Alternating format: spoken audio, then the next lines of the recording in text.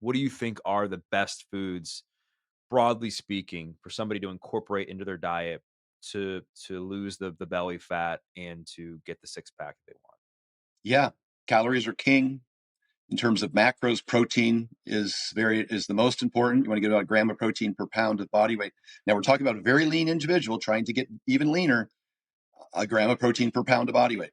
General Mhm. population, gram of protein per pound of goal weight or lean weight. Got But it. for these individuals, let's go for pound of body weight. Uh, Fats, I don't like to get those below 60 grams, and the rest would be carbs, and that would be calculated based on once you subtracted your protein for body weight and your fats at 60 grams.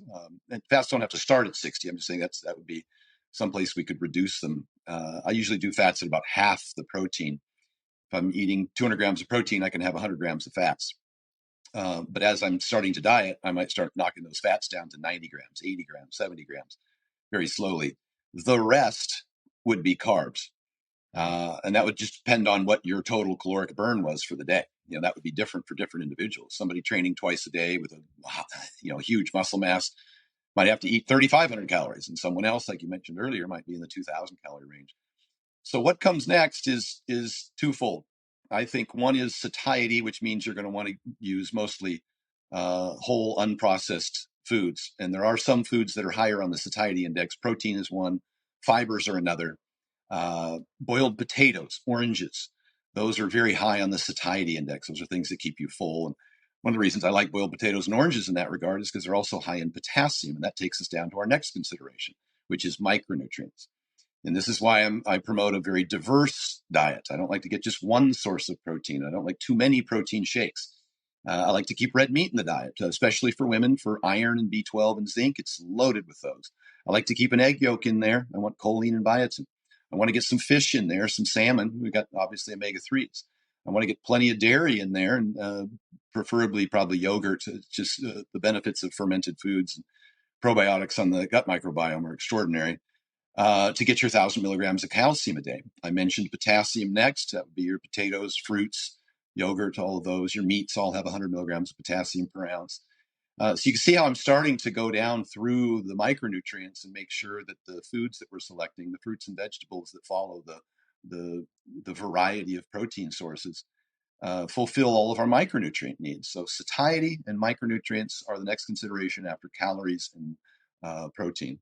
So I think one of the other things that can tend to happen, at least in my own experience, is when I'm really trying to be dialed in, and if I eat like stuff that's been processed, or if go out to eat and I eat chicken that's been cooked in a bunch of oil or has a lot of salt in it, what I've noticed is I've become, even though I haven't eaten necessarily quote unquote more calories than I need for that day, I'll notice myself being like bloated and feeling more full, where I'm not able to see my abs like I did maybe like when I woke up in the morning. So talk a bit about the importance of really paying attention to that, so that you are not eating in a way where you would feel or look bloated. Yeah, you're going to get some bloating, whether or not it becomes uncomfortable or turns into distension or pain, such as in the IBS situation. That could be very individualistic. A lot of those problems that the athletes that I work with have put themselves into that position over the years by being too restrictive. And so at some point, uh, individuals need to determine what foods they react to that way and in what quantities. Very individualistic, very dose dependent. How they're prepared matters, and it can be cumulative in nature. Some people can handle a half a cup of oatmeal on Monday and Tuesday, but by Wednesday, after they've eaten their third half a cup of oatmeal, they might start bloating. And you'd presume to think that that oatmeal wasn't the problem. I'm not demonizing oatmeal. I'm just giving you an example of one type of problem that people have with cumulative foods, is that by day three, all of a sudden you feel bloated, and you wouldn't attribute it to the oatmeal because you wouldn't have accounted for the fact that you've been accumulating that over a course of a number of days. And that also is very dependent on your personal microbiome and whether or not you have the bacteria necessary to uh, break down those foods in what quantities that you eat them. Another example of cumulative in nature would be sugar alcohols, sorbitol, mannitol, xylitol, those kinds of things that are used as sweeteners in a lot of foods. They cause diarrhea and it's dose dependent as well. And so if you're trying to reduce your total caloric intake by reducing your sugar, and you see that the things you're eating are full of sugar alcohols, it might be a double-edged sword. And so you got to be cautious. That's why I tend towards whole foods without demonizing sweeteners, just simply because you expose yourself to fewer ingredients that may react either acutely or with dose accumulation over time. So I do get people that have IBS. Obviously, if you're in that situation, you're going to have to employ what's referred to as an elimination diet. This is what your gastroenterologist would recommend to you. And the most successful intervention for IBS, the one that's most studied and provides the most relief, has been the FODMAP diet, Mm. FODMAP, fermentable oligodimonosaccharides and polyols. That's out of Monash University in Australia, and they've studied that to show that 60 to 80% of people who consume the low FODMAP diet can experience a significant relief in IBS symptoms. It's not for everyone, and the intention is that you experience some relief from those symptoms and then reintroduce foods gradually over time to find out which ones are less tolerable to you. And again, it's individualistic, it's dose dependent, and how they're prepared matters. Some people might be lactose intolerant, and that is a dose dependent. That's not any lactose. It could be the quantity or type. And if you started titrating it slowly and gradually over time, 1 ounce, 2 ounces, 3 ounces, your lactase enzyme may upregulate, in which case you'd be allowed to, your body would afford you the opportunity to consume greater amounts of it as you became more able to with the enzyme upregulation. So there's plenty of examples like that, but generally speaking, some people are going to have to keep a pretty good log of when they have those kinds of problems of the foods that they eat. And again, some bloating is normal and not, some gas is normal. It shouldn't be considered any sort of pathology to avoid. I just watch the degree to which that happens. And you probably hit on a more important point, and that was that those ultra processed, highly palatable foods just don't satiate you, and you end up going over your calorie count for the day.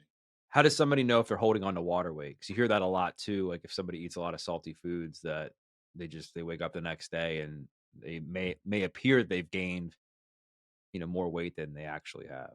Yeah, I mean the scale could touch on that if you remembered what you ate the previous day. Like you said, sodium can happen.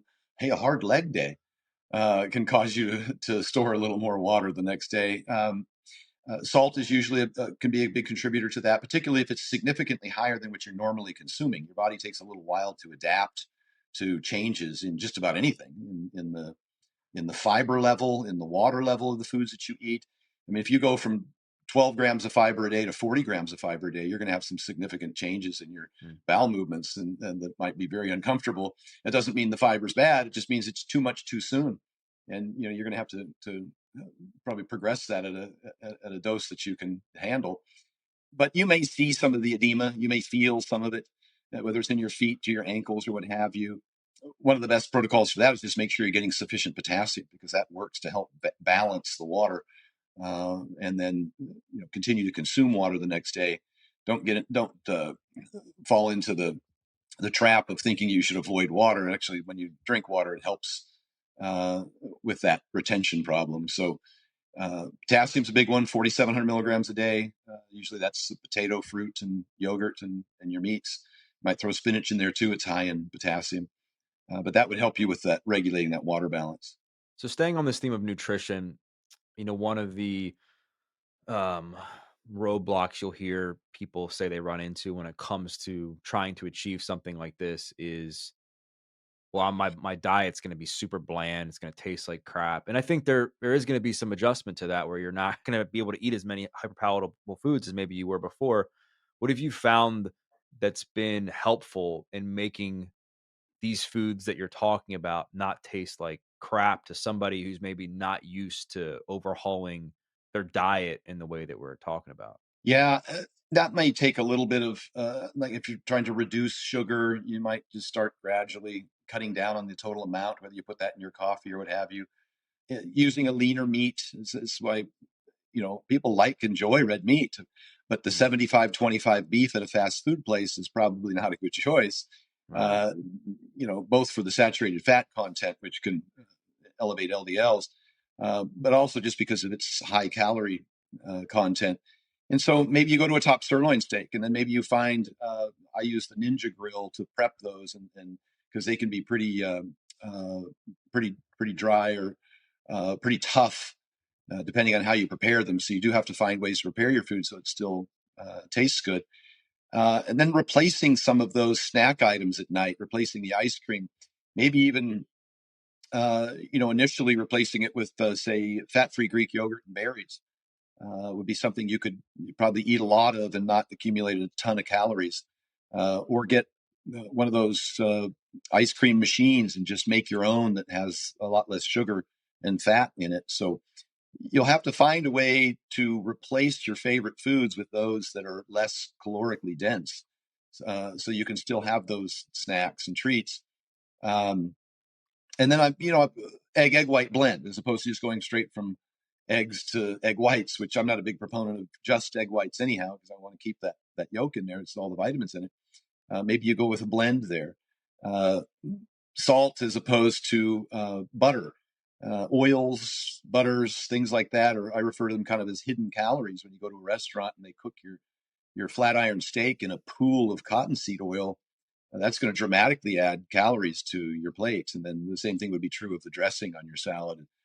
Maybe you get that on the side. So small choices like that, where you can still have a fork dipped in your dressing as opposed to having it bathed in a pool of oil.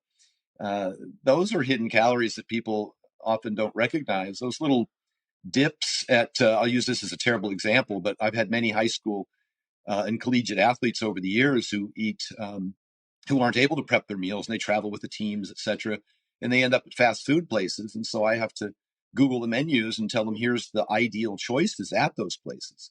Here's where you can get your higher protein, your lower fat, and have a good meal.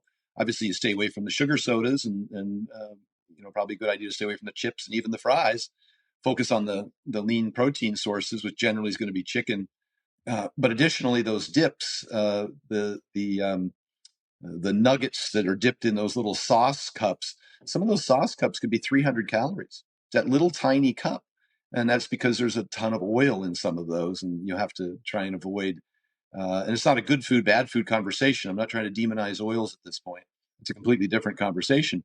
But deep fried foods would be another example. Almost anything you submerge in that vat of oil is going to come with an enormous amount of calories that could be avoided if you did it in the absence of deep frying. So those are some examples. I don't know if I solved everybody's taste problems, but I would say that the Ninja Grill is an extraordinary way to cook foods, whether it's lean steaks or salmons, that they still taste excellent. And another trick of mine is to add bone broth. I'll To my rice or to my peppers. I'll cook them in bone broth instead of oil. I'll put them in with my food, use bone broth with my food to kind of make it more moist. So anytime an opportunity like that presents itself, like a chicken stock, those are generally very low in calories, and those help the foods taste good. And then I like to put a little bit of orange juice in with yogurt and some ice water, maybe just as a vehicle to consume more yogurt, because it's very low in calories and very high in protein, and again, very good for digestion. I'm not talking about a lot of orange juice, just a few ounces, just to make the yogurt OJ shake. The kids Mm. love it too. It tastes like an orange creamsicle if you use ice water with it and stir it up. So those are some strategies that I use to make food taste good for my clients. So would you say eating out is pretty much like, off the table when it comes to somebody who's trying to achieve this? I mean, I know you talked about how restaurants cook their food and there's a lot of hidden calories. I mean, is somebody able to still go out regularly and enjoy a nice meal with their family, their husband, with their family, with somebody that they're, in a relationship with, married to, or whatever? And if so, like, how can somebody order? Well, there's a very big difference between a flame grilled steak and a fettuccine Alfredo. We know Yeah. that just in terms of Right. calories. Right. Yeah. And so ideally, you'll Google the menu and look at the calories, and you could stop there and just make sure that you're not eating an extraordinary number. I mean, I think the fettuccine Alfredo at Cheesecake Factory is like 2,500 calories or 27. It's just it's insane. And if you grill a top sirloin steak at home and put a little salt on it in your Ninja Grill, it's about 320 calories. The same top sirloin steak at Ruth Chris with a cube of butter melted on top of it is 1,800 calories. So you're probably going to have to ask for it without butter and oil on it, and flame grilled if possible. I think salads and meats are always good. If you're going to get the potato, then you're going to want to make all the stuff on the side, the cheese and sour cream and the like, and be cautious of the deep fried foods, and obviously loading up on bread and butter. If you can have some bread without the butter, that would be ideal. And we encourage folks to drink plenty of fluids, not alcohol, uh, before the meal comes, because it'll help satiate you. And that could be a diet soda or an iced tea or both. It doesn't matter. Then you might not be as interested in ordering an appetizer. Let's say almost all of those are deep fried in most cases, unless it's ceviche or something like that. And then any salad with meat, just make sure the dressing's on the side, and be cautious how much of those Cobb salads with the bacon and blue cheese that They're might be so what good.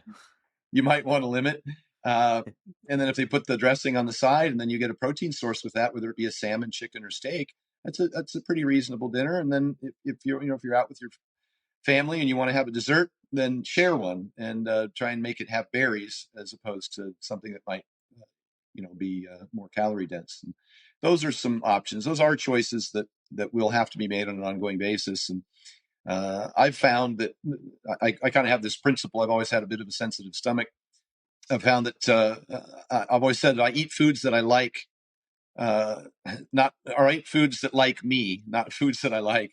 And I make that choice about an hour after I eat. And so if you start recognizing how certain foods make you feel, maybe you can eat for that feeling. And I generally walk away from a table feeling pretty good. I don't feel tired, or I don't feel like I have to run to the bathroom. And I enjoy that. My stomach stays flat, a lot.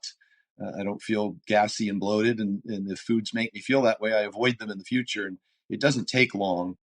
I think most of us know what those foods are, and it's just a matter of finding alternatives.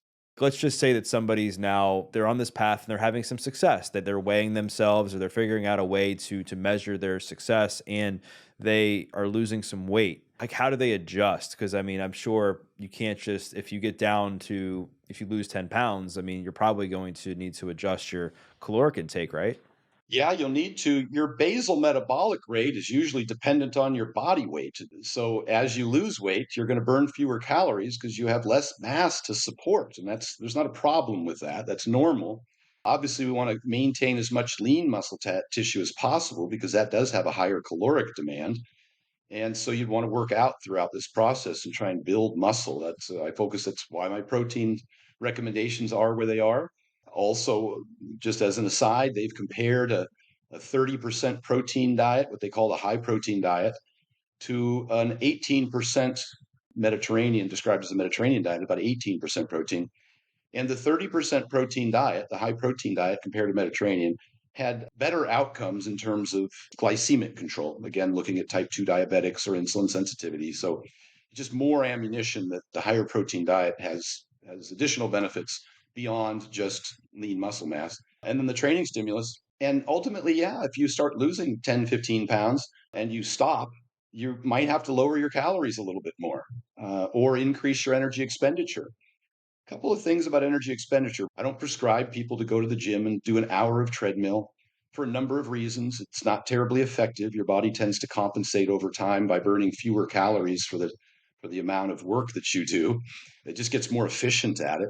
It's not terribly enjoyable or sustainable. There's a lot of barriers to entry to getting dressed, getting in your car, driving to the gym. We've got kids, we've got jobs. It's not the most easiest to comply with recommendation. So I recommend the 10-minute walks for a whole host of reasons beyond just the cardiovascular benefit and the energy expenditure, the calorie burning benefit. I mentioned glycemic control, digestion, but compliance is the biggest thing. If you attach a behavior to an existing behavior, it's more likely that you'll be able to accomplish it. Plus, the shortness of the bout. 10 minutes is achievable. Most of us can finish a meal and then go take a 10-minute walk or ride a recumbent bike in your home, weather permitting, after a meal. I walk around the hotel when I travel in the morning, or I'll at the airport, I'll walk around the baggage claim while I'm waiting for my bags. I can get my 10-minute walks in. I consistently, I walk my kids to school, I pick them up, and I do it with a deliberate pace. My kids always have to run, jog to keep up with me because I'm pretty deliberate about my walks. My arms are swinging a bit. I do try and get my heart rate slightly elevated. It's not a jog. I'm not sweating. I'm not out of breath, but it's intentional. It's deliberate. I'm getting some benefit out of it. And so I do at least 3 or 4 a day. I've been doing this for well over a decade, and it's been fantastic for my joints. I feel so much better than when I was competing. I don't have the tendonitis anymore and the chronic pains in my hips and knees, and I'm able to go in and train. And so I use it for a lot of reasons. And that's all the cardio I prescribe: 3 10-minute walks a day, at least 2 full body resistance training sessions a week, and then some pretty diligent, consistent dietary adherence. And that is more than enough for the vast majority of people to lose significant weight and to improve their body composition and general health. Keeping it simple, right? And I love how you're like attaching a habit or a behavior to an already existing behavior. One of the things that somebody else can do, or you might already be doing this, is if you have a dog, like getting like four, 10-minute walks in a day with your dog, or five, or whatever you can fit into your schedule. Because like if you've already got to walk your dog anyway, I mean, you might as well like improve your health. I got to tell you a funny story. My pops is 92 years old. He's lived with me for a number of years now. He's got macular degeneration. He's old. He had a little dog when he first moved in, and the dog would wake him up. It was an old dog, and so it would wake him up and come bother him like 6 times a day and make him take the dog outside. And he would take the dog outside to pee, and that was really his exercise. He'd walk a lot. He'd put in a lot of steps, and he would always chat with a neighbor when he went outside. The neighbor was a doctor, and we live in a kind of a retirement community here in Vegas. And then the dog passed away, and my pops came to me and he said, "Don't get me another dog." Didn't want to be woken up at 4 or 5 in the morning to take the dog out to pee, and see, he wanted to sleep in. But just a few weeks later, the neighbor's like, kind of somewhat apologetically, he's like, Stan, how's your pops? He thought my dad had died because he didn't see him anymore because he wasn't going outside. So instead of getting my dad a dog, I got him a bike. I got a recumbent bike, and I put it in the family room right in front of the TV. And I told him he has to ride that recumbent bike after every meal. So he'll eat, and then he'll get up and he's got a little walker. He's 92 years old, and he'll shuffle over to the bike and he'll sit down. I made sure it was easy for him to get on and off. And he'll just spin the little pedals just like this, just for, I told him 5 minutes, but he ends up spending 10 on there. And the TV's on, and he does that a few times a day. And he's actually had, a significant improvement in, he experienced some lymphedema, some little swelling in the lower legs and feet is very common. And he's experienced some significant improvement in that. And sometimes now he'll walk around with just a cane and not his walker. So that frequent movement throughout the day, we see that in research as well. One 30-minute bout of exercise at the end of the day is not as effective for mortality risk as 3 10-minute walks periodically throughout the day. That was tested on, office workers as compared to, people who are on their feet more often throughout the day. But just get up and move around for 5 minutes an hour, or take a deliberate 10-minute walk 3 or 4 times a day when the opportunity presents itself. I love it, man. I love, like I said, I love that you prescribe keeping it simple for people. And thanks for sharing that about your dad. I mean, it's kind of, it's a weird thing, right? When you stop walking your dog, and I'm sure when he's an older guy and he's not outside just walking as much, that people are like, "Hey, is everything okay?" And we've covered cardio. We talked about the importance of breaking it up and doing the 10-minute walks. We've talked about diet, and we've talked about like, I mean, obviously we could spend hours talking about like how to like take somebody from beginning to end as far as weight loss, but we've at least gotten people started. Let's get into a little bit like resistance training, because that's obviously a big component, because people are often looking to build muscle and lose fat, which I found in my own experience to be possible. You see people do it a lot initial, I mean, especially when they first get started. I think it's a lot easier. But talk about like, what are your thoughts on, can you build muscle, can the average person build muscle and lose fat? And then like, of those, like when people are doing the 2 full body workouts, like what kinds of things should they be doing, reps, sets, and that sort of thing? Absolutely. At any age, when you increase your workload and utilize some sort of resistance, you're going to be able to increase bone mineral density and strength and muscle mass, which has so many benefits in terms of not just lifespan, but health span as well. And I think Dr. Peter Attia has talked about this many times that elderly folks, I think somewhere north of 65, 70 years old, if they fall and break a hip, 50% of them are dead within a year. And that's probably somewhat a proxy of the fact that they're already had a lot of weakness in their bones. But it's just the lack of movement and the slow recovery. The fall itself is kind of indicative of insufficient strength. We know from looking at geriatric studies with grip strength, the stronger people live longer, period. And as Mark Ripito says, they're also harder to kill. So yeah, everybody should do some sort of resistance training. I don't care how old they are. Somebody who's pretty sedentary can just ride a recumbent bike and will increase muscle mass in their legs.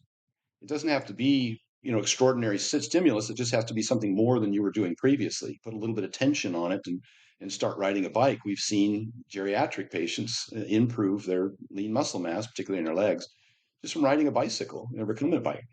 Axial loading for the spine becomes pretty important. That could just be carrying things, like a suitcase carry or just carrying around a couple little weights.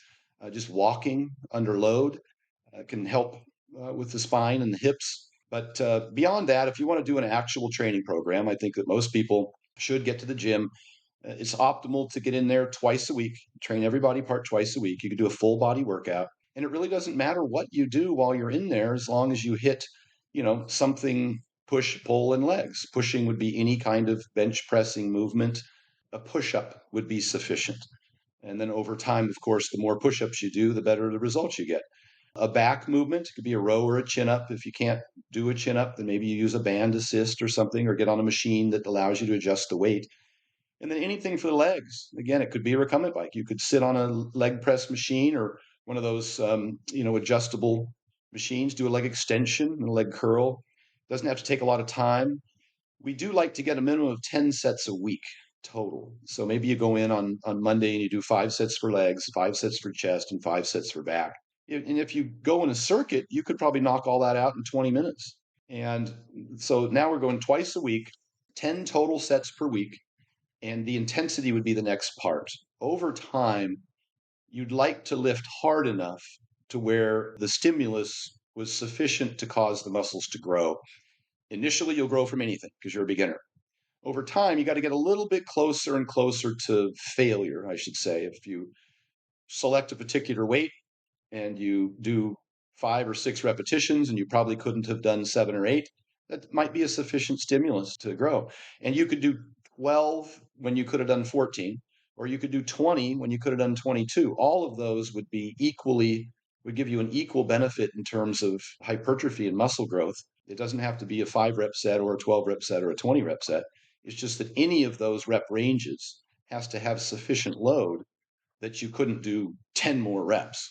I always say if you did 10 reps and you could have done 20, probably not a sufficient stimulus to get a result to grow from, at least as you advance. Initially, just show up. Another thing I'm cautious of, I mentioned earlier, the energy expenditure side of the equation is not a great predictor of outcome, of success. And I also mentioned that compensation commonly occurs with overtraining. I don't use that word, but people go in the gym and they start doing a bunch of burpees and battle ropes, and they sweat and they're breathing really heavy, and they think they got a great workout, but then they go home and they sit more and they eat more. I don't think burpees and battle ropes are great stimulators for muscle if we're looking at compared to just doing a leg press or a lat pull down with sufficient weight to get within a couple reps of failure. So it's not how much work you do, it's the effectiveness of that work. And this is borne out in research where let's just look at strength, break people up into quartiles. And let's say the strongest quartile, the strongest 25%. Now let's divide that group up by how strong they are as compared to how much training they do. The stronger people live longer than if they're stronger than the people who train more. I hope that makes sense, that the results matter. So if working out is great, but getting stronger is even better. I hope that makes sense. You should get a return on your investment. If you want to optimize the amount of time in the gym, you can't just be crossing T's and dotting I's. And I went in, I did 5 sets of this, 5 sets of that, and 5 sets of this, and I'm just as healthy as the next guy. Well, if the next guy trained with greater intensity and got stronger as a result of his workout, then they would have a superior benefit in terms of health outcomes. So I'm not sure if I described that very well, but the results matter. And the same thing is true with cardio. It's not just the amount of cardio you do, it's did it increase your VO2 max? Was the cardio a sufficient stimulus to improve your cardiovascular fitness as was measured by VO2 max? It's not how much you do, it's the results you get out of it. Intensity matters, effort matters. I think that people might misunderstand what it means to train hard, because when you're training hard, there's a certain intensity, a certain feeling, like you're going towards near fatigue. There's a certain stimulus. So if somebody is trying to do what we're talking about in losing a good amount of body fat while retaining muscle, what should that program and intensity look like? The effort is where the key component is. You can build muscle to an equivalent degree, lifting a heavy load for 5 reps, a medium load for 10 to 12 reps, or a light load for 20, 25, maybe even 30 reps. So long as you get to within a rep or two of failure in that whatever rep range that you choose, whatever load that you choose. So if you do 10 reps and you could have done 20, it's not a sufficient stimulus. Maybe a newbie who just started going to the gym for the first time would start to see some results. But for anybody who's had any minimal amount of exposure to lifting weights, you want to get to within what we call reps in reserve, to within about 1 to 3 reps of failure, to where you probably couldn't do 4 more. And the more experienced you get, the closer to failure you have to get in order to get a sufficient stimulus. So that would be your load and your effort. They're kind of both covered there. Heavy load for low reps, a lighter load for higher reps. So long as the effort is sufficient, you're going to get a similar result. Next probably would be exercise selection. We generally like to use a multi-joint movement because you work more muscle parts. Until you get more advanced, then maybe you'll use an isolation movement, but it's going to take longer to finish a workout. But generally we'll pick multi-joint movements. The tempo, how fast you move the weight, you just want to bring it down under control. We call the eccentric. 2-3 seconds, certainly no more than 5 is necessary. These 10-20 second eccentrics don't provide you any better benefit than a 2-second eccentric. So you just don't want to move the weight too fast, completely like crash the eccentric down. So control the weight on the way down.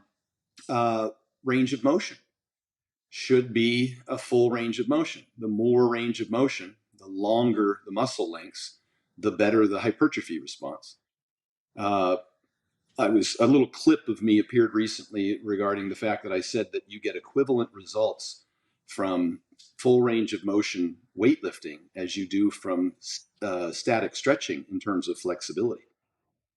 Static stretching doesn't give you any additional benefit to lifting through a full range of motion for flexibility, while the weightlifting would give you the additional benefit of the hypertrophy training. So people got all upset about that, but it is a fact. It's Schoenfeld's research. It's very recent, and it's been replicated many times in meta-analyses and systematic reviews. I also went on to mention that it doesn't reduce injury risk, and it doesn't help aid in recovery from training. So people thought I was attacking stretching, but for the most part, I'm just trying to demonstrate that weightlifting provides a sufficient flexibility stimulus, presuming you lift through a full range of motion. Next up would probably be rest periods. And this is important. This is where I think most people go wrong. They get into the gym and they try and lift weights as though it's exercise, and it's not. It's training. There's a difference between the two. Exercise is battle ropes and burpees. You get your heart rate up and you sweat a lot and you breathe heavy and you think you got a great workout in and you burned a lot of calories. That's not the purpose of weight training. Not what we're describing in trying to maintain or gain lean muscle tissue. Training is measurable and progressible. That you should be able to, over time, A, provide a sufficient stimulus for hypertrophy, but B, be able to progress that over time. Add 5 pounds, add 1 rep, eventually 1 more set. You should get, quote unquote, better at it as you continue to do it. Otherwise, the stimulus will no longer be there to provide additional hypertrophy benefits. So the rest periods, people go in and they'll try and just do exercises and only rest 30 seconds or 60 seconds. And we have research now to show that when you compare a 1 minute rest to a 3 minute rest, the 3 minute rest outperforms the 1 minute rest for hypertrophy, for measurable muscle gains. And so I encourage people to rest longer between sets. And I know it takes a little longer to do the workout. Maybe if your time is an issue, then you can superset an upper body and lower body movement, or even antagonistic body parts, chest and back. You can do a chest exercise, rest for a minute, do a back exercise, rest for a minute. And by the time you get back around to the chest exercise, you've had nearly 3 minutes rest, and you can exert a similar amount or hopefully perform a similar number of repetitions with the same weight. That would be the goal. If you have a significant decline in repetitions, between your first set of chest and your second set of chest and your third set of chest, if you have a significant decline, then there may be a reason for that that's not muscular. It might be substrates like creatine phosphate replenishment, acid, the hydrogen ion buildup from lactate and hydrogen ion buildup, dissipation, your nervous system recovering from the previous set. All of those things could impact your cardiovascular capacity. All those things could impact your ability to perform the second and third set with an equivalent effort and load as the first set that might not necessarily benefit or provide the stimulus that you want, benefit the result. So I would say that you don't want oxygen debt to be the limiting factor. It's, again, you're not doing cardiovascular training, you're doing hypertrophy training. So the rest periods is where a lot of people get bound up, including, I work with professional athletes. I work with John Jones and Henry Cejudo, and I currently work with Amir Abdullah, who's the number 2 ranked featherweight in the UFC. And they all want to move fast through the workouts. They try and they think it's sports specific for training, and it's not. It's a completely different stimulus. And so I have to try and slow them down or trick them into delaying, so I can get them to lift. I want them to get stronger. That's the goal of weightlifting for athletes, is to increase force production, period. It's not to condition them for their sport. That's what you do with their sport or with, a conditioning program. But that's just an aside. And I think that pretty much covers everything in that Brad Schoenfeld has researched in terms of the evidence-based hypertrophy principles, even for the average individual. So if somebody's listening to this and they follow what you're essentially talking about, this goes back to what you said before, that the person who eats a higher protein diet doesn't have to go into as much of a calorie deficit, assuming that they are training hard, like you're hinting at here, right? Yeah. And if they're eating high protein, a gram of protein per pound of body weight, let's say, and that's presuming they don't have a significant amount of excess body fat, because you can't chase that much weight with protein. It's unnecessary and beneficial. And they only have a small deficit, and they're interested in only losing 1 pound or 1% of their body weight a week.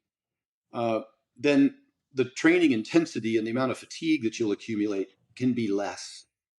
You can do a little fewer sets and still maintain lean body mass, as long as you're consistent. I always say that consistency is more important than intensity. And you touched on that right out of the gate. People start these programs and then they don't adhere to them.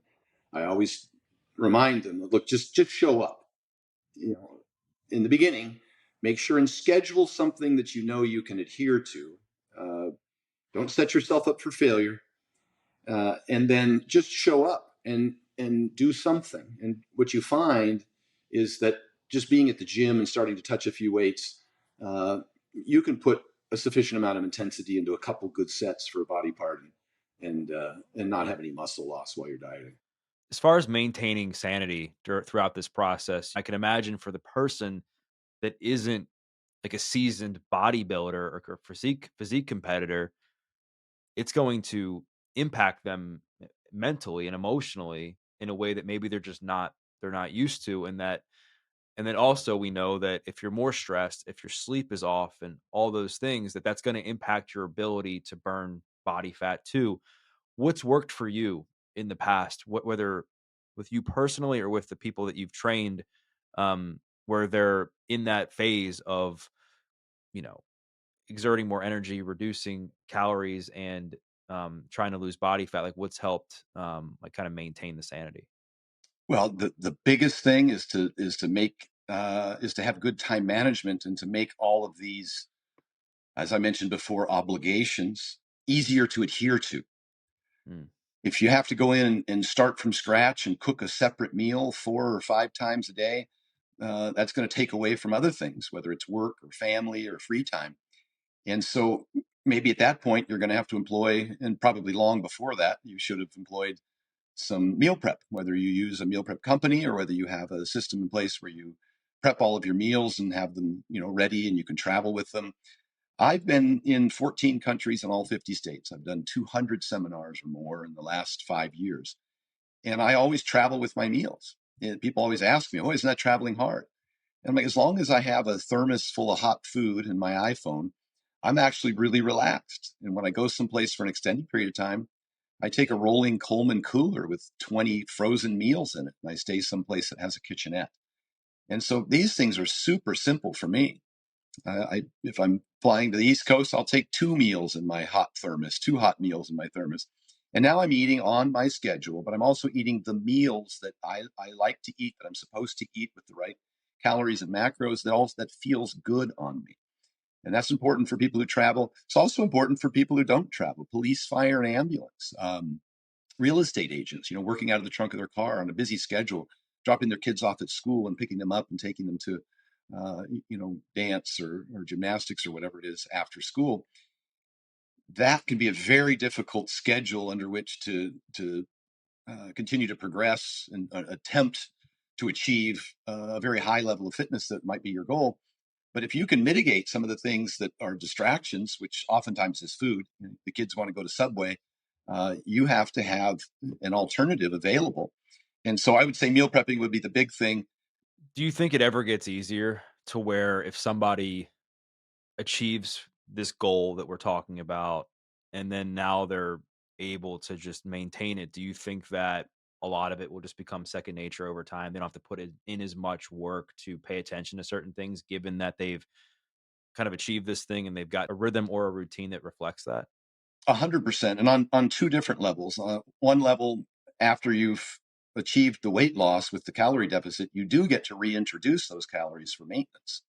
If you're no longer interested in losing weight, then you get to add back in that 300 to 500 calories that you were in a deficit, or possibly reduce a little bit of the cardio, and you'll be able to sustain that new weight, presuming it's not so aggressive that your body's trying to go back to some set point. I've always said it's twice as hard to gain, half as hard to maintain. And by that, I mean you do get a few more calories. Uh, you probably can train one day less if you've earned the muscle and you continue to invest the same level of intensity. You might be able to do fewer total workouts a week to maintain.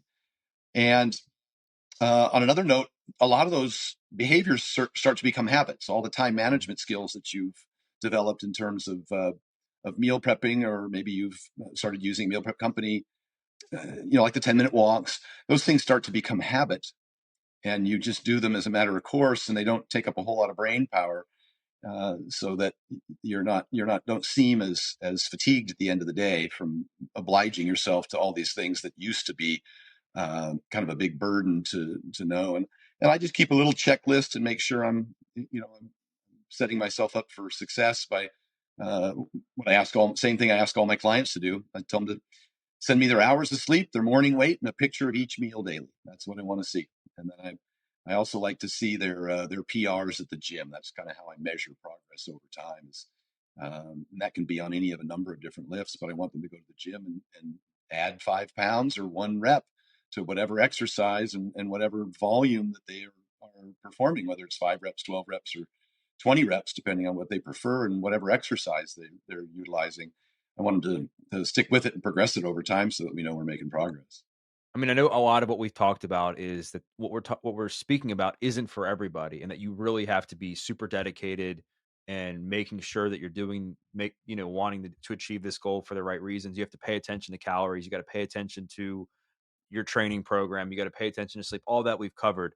Anything else that you think people should really pay attention to? If guys listening to this, it's like, you know what, I want to make sure that I do this right. I want to make sure that I'm in this for the long run. I don't want this to become this super obsessive thing. Like, is there anything that this person should also know? You know, lastly, I would say that if you feel like all the time, that you may just be accumulating more fatigue than is necessary.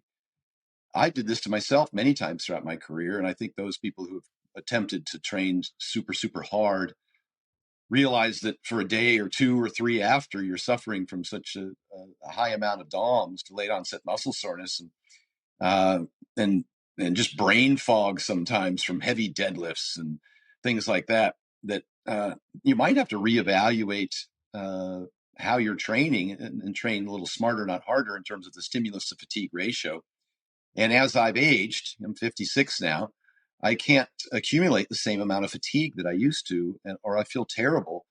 And so I do more concentric movements, less eccentric. And that might mean I'll do a box squat instead of a regular squat. So I don't have to reverse the weight and endure some extra muscle damage. I might do chest supported rows instead of a bent row. And it just pulls less on my lumbar spine. I don't have to load it as heavy. I might deadlift less often. I might use other exercises that I feel transfer over to that. I might disadvantage myself on an exercise such that I can't lift as much weight. Example of that might be a single leg movement, Bulgarian split squat or a lunge. You can get an equivalent hypertrophy from a Bulgarian split squat as you can from a regular squat, but you'd be using a third the weight. And it's the gross load that seems to matter the most in terms of its impact on what we used to presume was central nervous system fatigue, but it's just fatigue. Overall, the heavier weights are going to cause more fatigue. So maybe you put yourself into a high bar or a front squat with an angle plate to get more knee range of motion, which would give you more quad work. But now your weight's going to get cut in half. You're not going to be able to do 500 pounds anymore. You're only going to be able to do 2 1/4. Because the range of motion is greater, and that's going to provide a better stimulus. So I do lots of sled work, which is all concentric. I do plenty of cardio swimming or on an assault bike. I would suggest that lots and lots of running would have a similar high fatigue, because it's that landing, repetitive braking force, the eccentric deceleration braking force over and over and over and over again, depending on the weight of your body. I'm not saying it's bad for you, but I'm saying you have to be cautious how much fatigue you accumulate. And it all goes into the same bucket, whether it's your running for cardio as opposed to swimming, or whether it's a heavy squat as opposed to a lighter front squat. So you got to kind of look at every exercise you're doing and analyze it in terms of what's my return on this investment, what's my stimulus versus my fatigue that I'm going to walk out of the gym with, because it's really unnecessary to do a ton of muscle damage. I think we've learned now, and you're certainly up on the research, as Brad Schoenfeld, even the scientists have evolved. 10 years ago, we thought that there was a kind of a combination of three things that led to hypertrophy. Mechanical tension is one, metabolic stress is another, and muscular damage. We used to think all three of those things contributed to hypertrophy. And now it appears that metabolic stress and muscular damage are just passengers. And the driver of hypertrophy is mechanical tension. And so you can try and reduce the fatigue. You don't have to have a whole lot of, we used to think that in the eccentric portion of the movement, you would get more muscle damage, more microfibril tearing is what we presumed was happening. And in fact, that's not necessary for growth. And so those long, slow, heavy eccentrics, and I'm not talking about things that might benefit, say, a powerlifter in a small sense. I'm just talking about for the general population, that it's probably unnecessary to do these 20-second negatives or forced negatives or overloaded, negatives, because you're gonna create a lot of DOMs. You can create a lot of DOMs by playing pickleball with your neighbor. You're not going to Right. build a lot of muscle doing that, And so be cautious that the stimulus is giving you the result that you want, and you're not just in there doing battle ropes and burpees because you breathe hard and sweat a lot. And that's not a good stimulus for hypertrophy. So I'd be cautious how much energy you invest into what exercises and what return you're getting from those, so that you don't, I think, overexert yourself. But as far as like somebody who is, feeling a little fatigued because they've reduced their caloric intake, and maybe they've increased their energy expenditure, maybe they've increased their steps or what have you, and they're looking to still, build muscle and strength and lift heavier, but also in a way that they're not going to hurt themselves and be safe. Do you find that it's useful for people to do like a lighter weight and focus on maybe like on a 3 to 5 second negative instead of like a 1 to 2 second negative? I don't think there's any difference between the 2 second negative and the 5 second negative. We've Got researched it. that.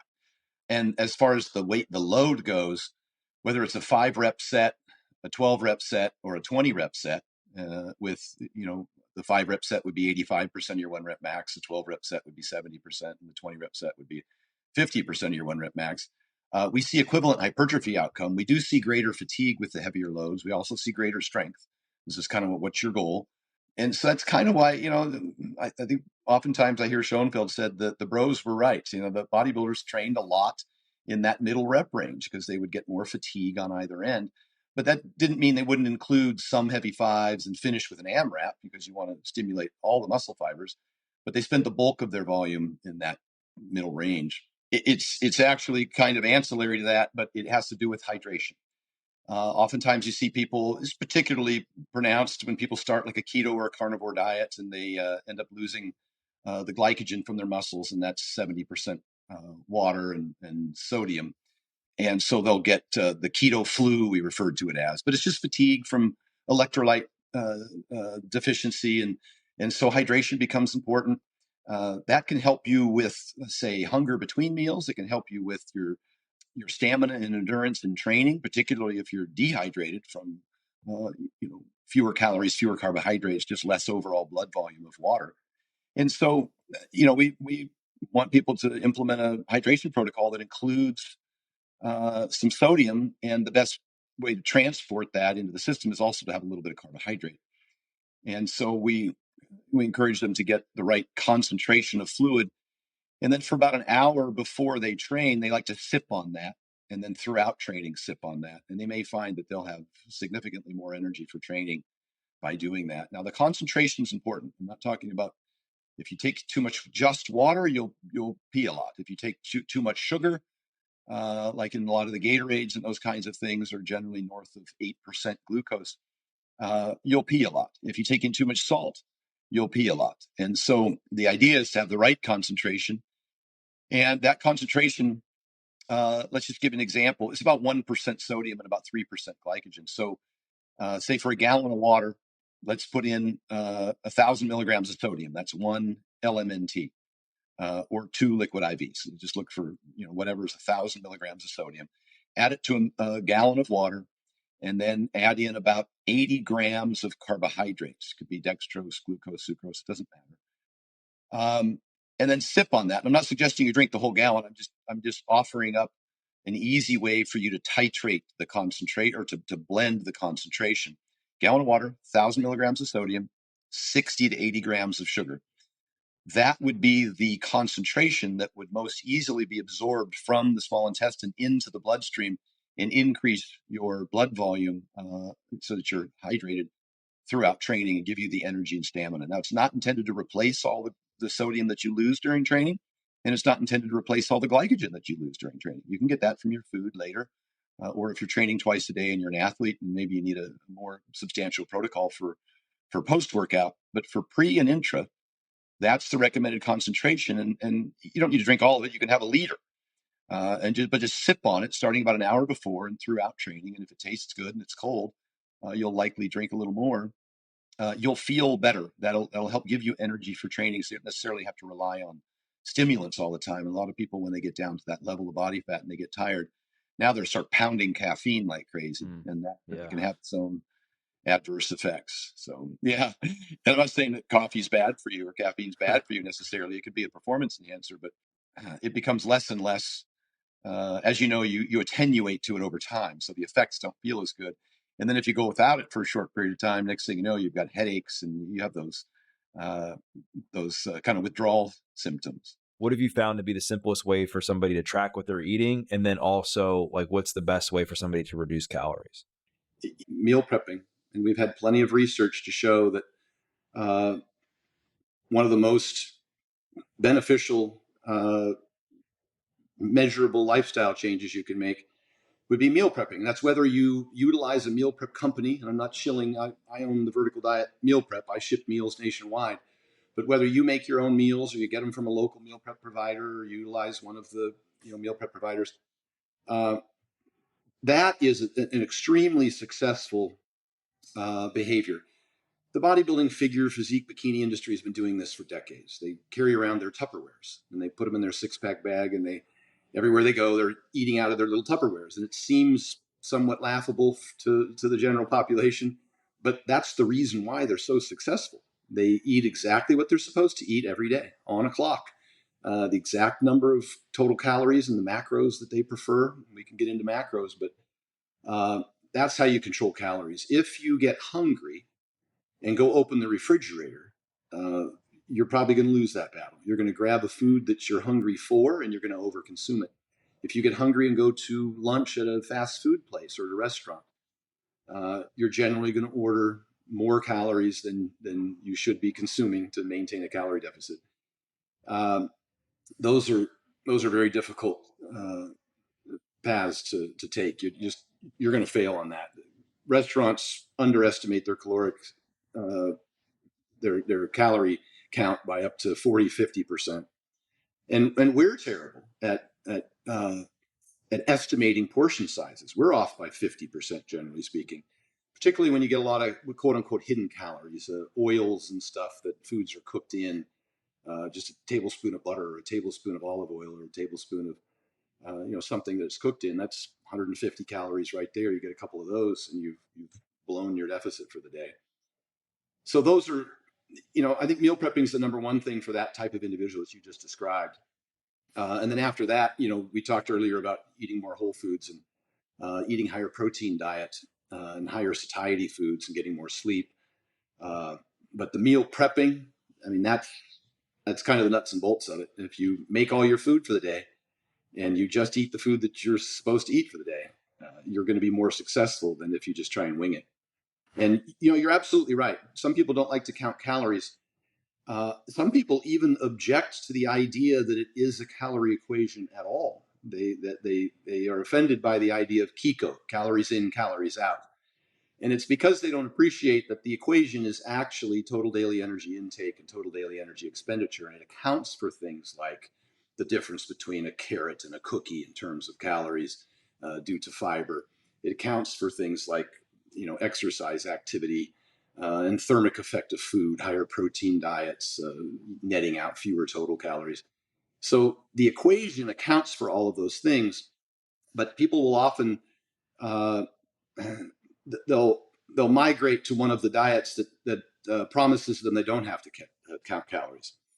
Uh, let's talk about the 3 types of diets real quickly. There's only 3 types of diets. There's only 3 ways to reach a calorie deficit. Dr. Peter Attia refers to this as CR, TR, and DR. Calorie restriction, that's what you and I have been discussing. You weigh and measure your food. You use an app. You learn how many calories are in your food. You use the label on the back of the box or whatever, and you track exactly how many calories you consume. That's calorie restriction. Another option is time restriction. Maybe you eat a 16-8 or a 24. You just eat within a particular time window and you don't eat outside of that window. That's a form of caloric restriction. It's just that you measure it in terms of time rather than counting calories. The other one's going to be dietary restriction. And that's where you start eliminating food groups. That's your keto folks. I'm not going to eat any carbs. I'm going to dietary restrict.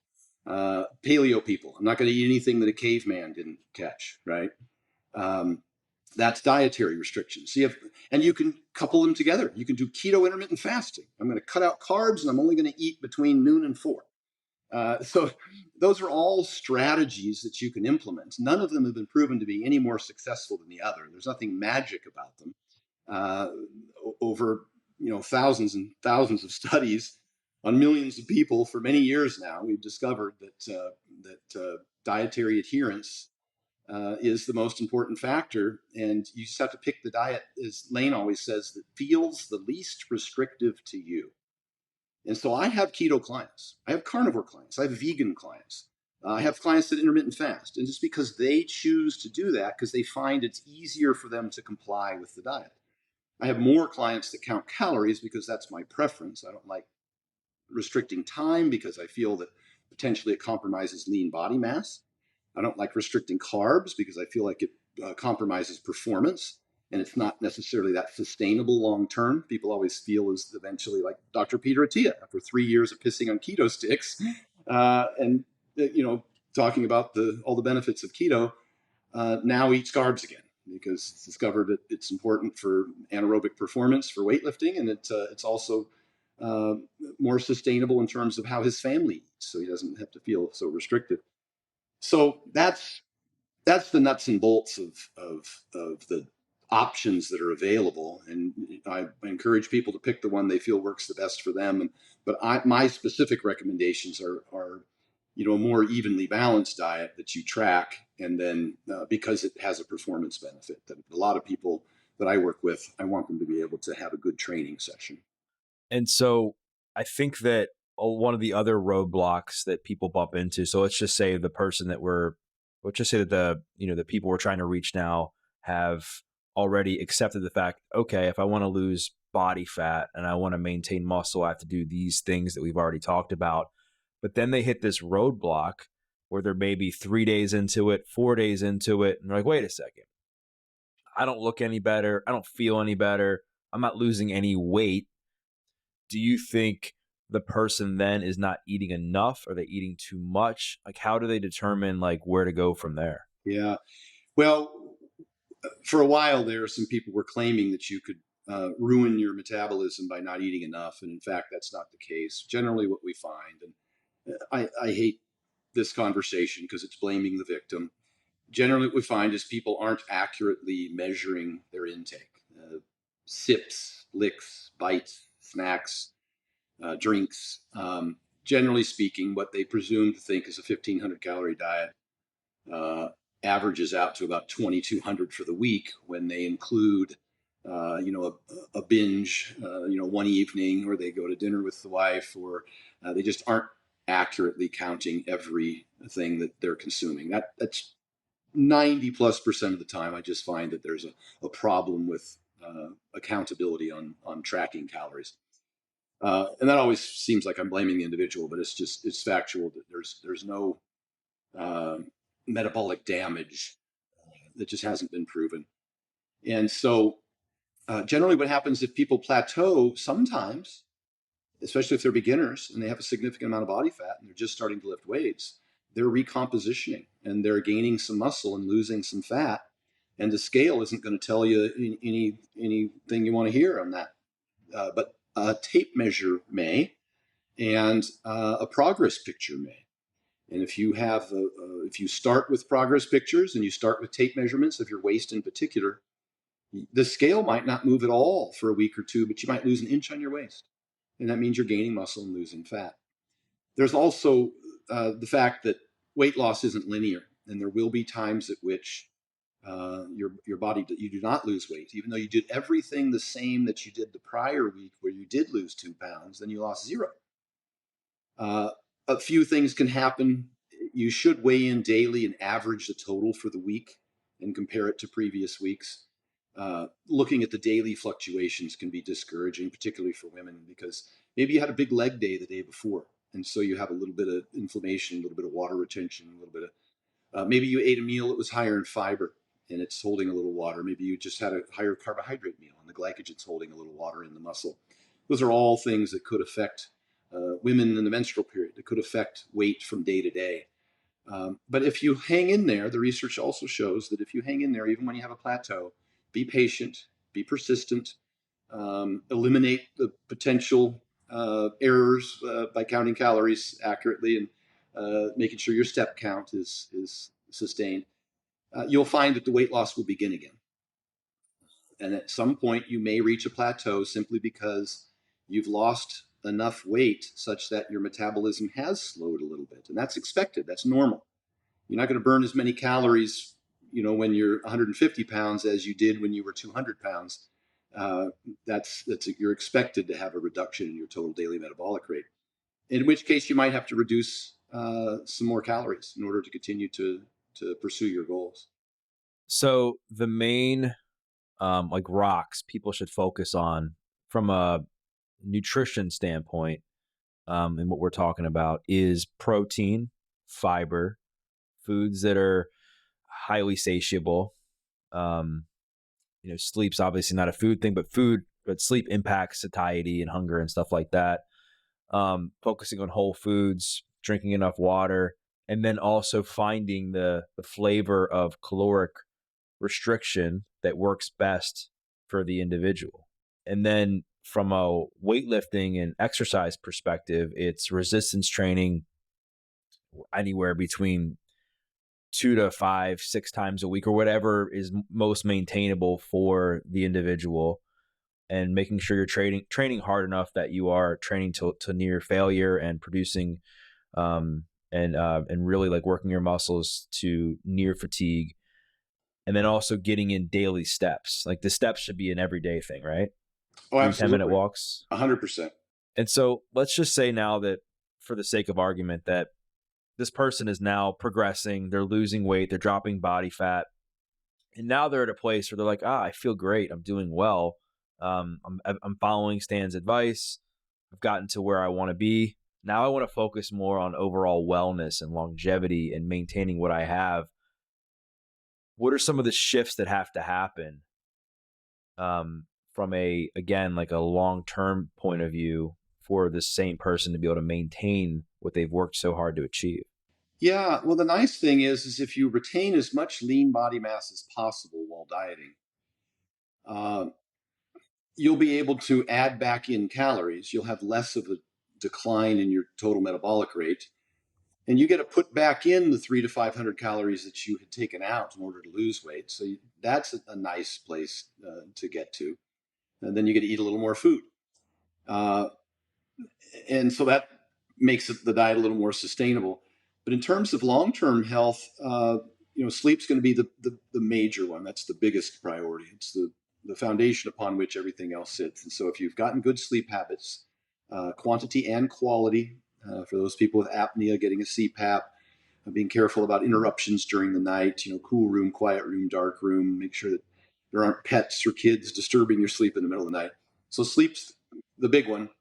The next is going to be increasing your cardiovascular fitness and your strength. Those are two very big predictors of not just lifespan, but health span, a more important, I think, metric that people should be paying attention to. The cardiovascular fitness can be achieved simply from, just increasing your pace, getting your heart rate up a little bit, and consistently doing that on a daily basis. And then incorporating some HIIT training would be nice. Twice a week, get on one of those assault bikes and just go all out for 15 seconds and do about, a few rounds of those. That would give you a really good cardiovascular stimulus. And then just continue to get stronger. It's a really important component long term, is that your strength is a good predictor of your health span. They use proxy measurements like grip strength, etc. But all it is to measure really the accumulation of hard work that you've put in, either whether it's resistance training or cardio.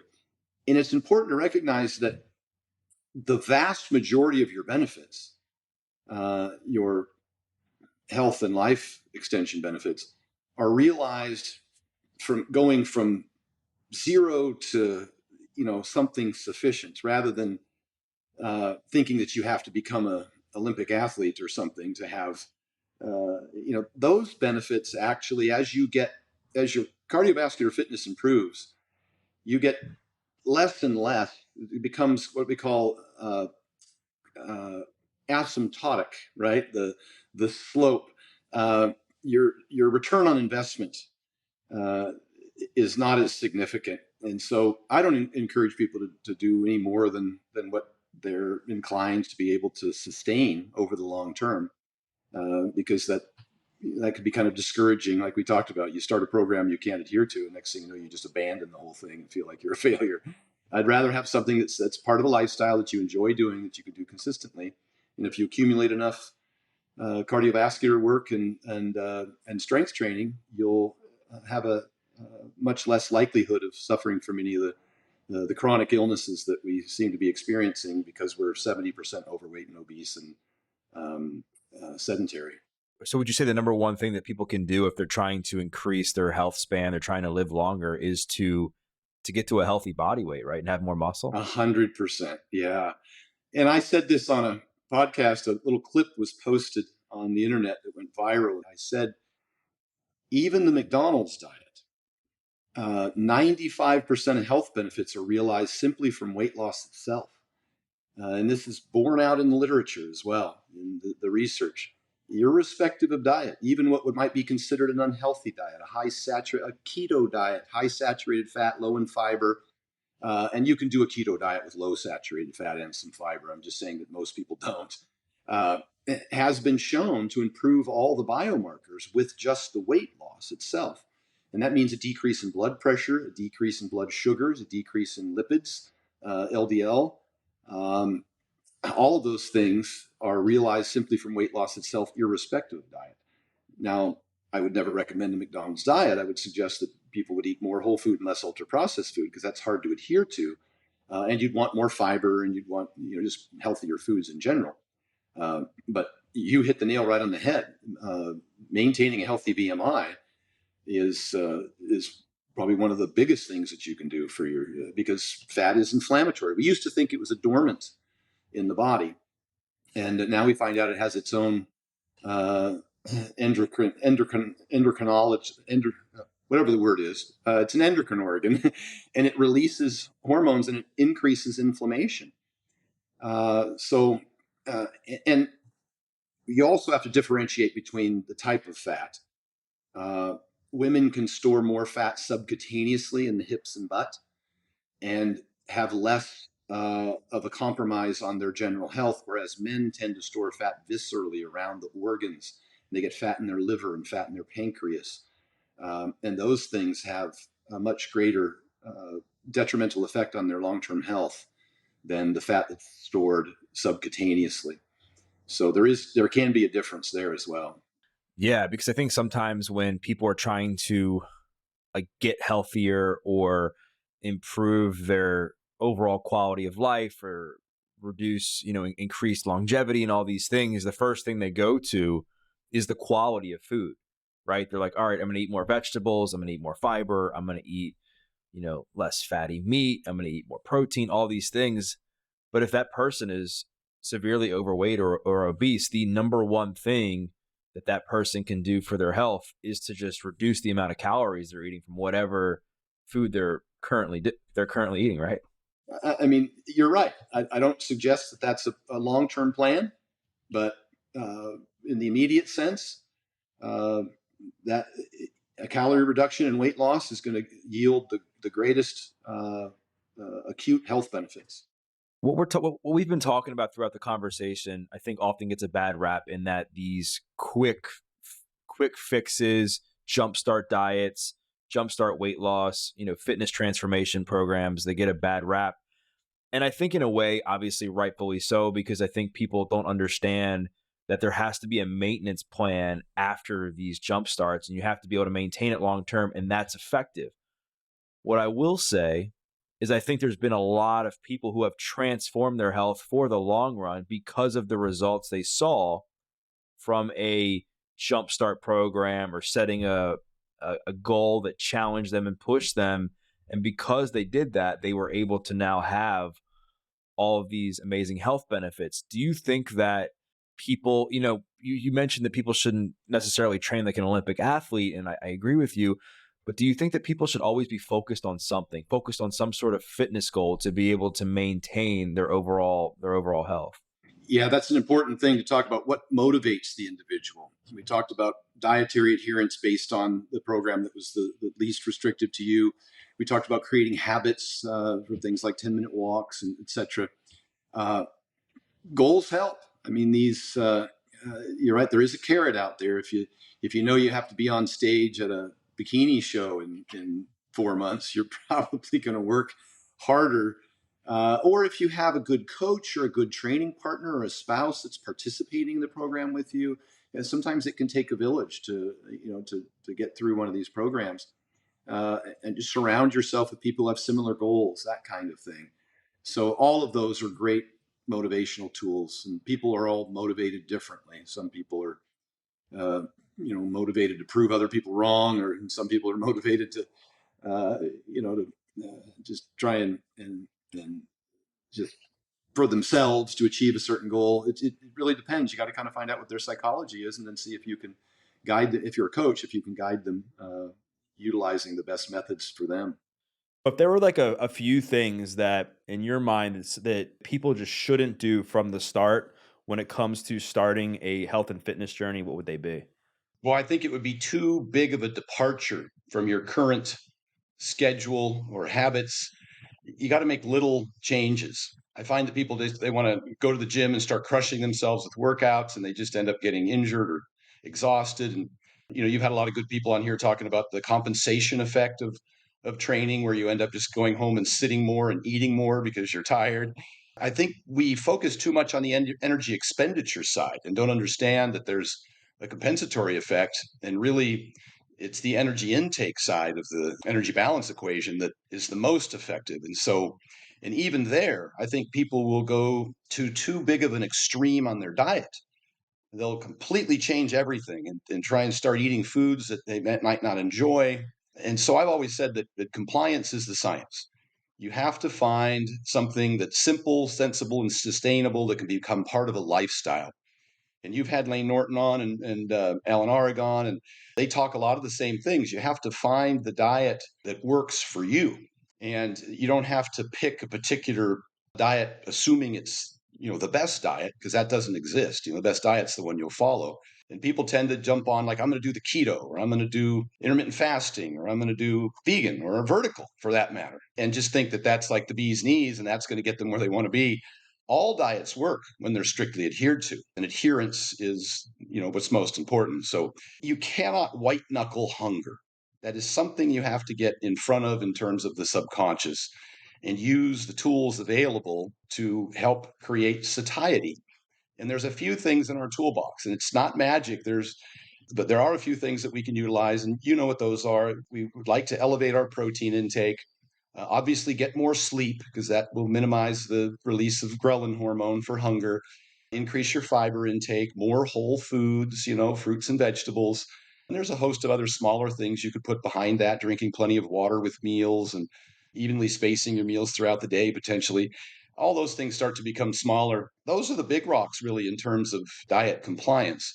And I just think people go to too big of extreme on trying to jump on a fad diet, I could say, and or start implementing this training program that there's just no hope that they'll sustain it long term, such as, I'm going to start jogging 5 miles a day, when historically you had never jogged before. And we know that that's not terribly effective. It's not very sustainable, certainly not enjoyable. And so it's probably a bad idea. I would select things that you would do as part of your normal lifestyle without sacrificing, the time that you're already obligated to work and kids and all of that, and do something that you can fit into your regular schedule that's enjoyable and sustainable. I want to dive into your story a little bit because you've achieved so much from a fitness standpoint in the bodybuilding world, in the powerlifting world, as a coach, and then also building your own fitness business. So, like, as you look back, like, what's been the most meaningful achievement for you? Well, boy, it's hard to say if any one thing. I've just been so passionate about this since the day I first picked up a weight in my freshman year of college, when I weighed 140 pounds, and I wanted to be a pro bodybuilder. What a mountain that was to begin to climb.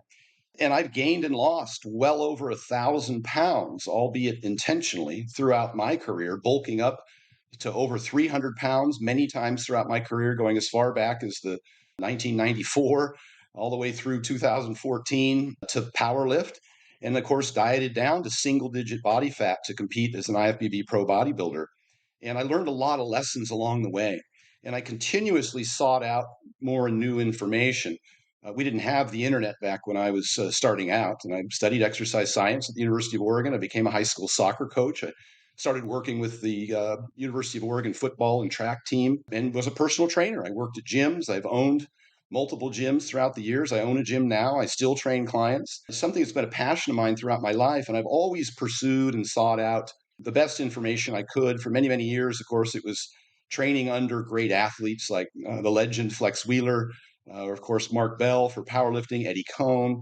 Worked with just about every guru in the industry, to be honest. And I took, lessons from each of them, and I put them in my toolbox, and I discarded that which didn't work, and I continued to gather more and more information. And actually, since retiring from competing, I've learned more than I ever learned while I was competing. I partnered with Dr. Damon McCune, who's a PhD RDN, was director of dietetics for UNLV.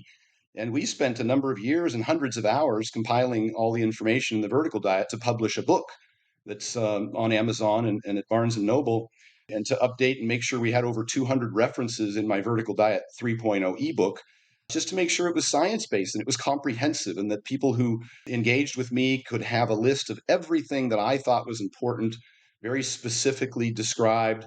I even call them prescriptions throughout my ebook. And that kind of, I think, pursuit of knowledge and then consistently applying it to myself and to my clients, I think it just kind of enabled me to kind of refine and hone in on what worked best for most people, understanding that what works for me might not work for you, and what works for most people doesn't work for everyone.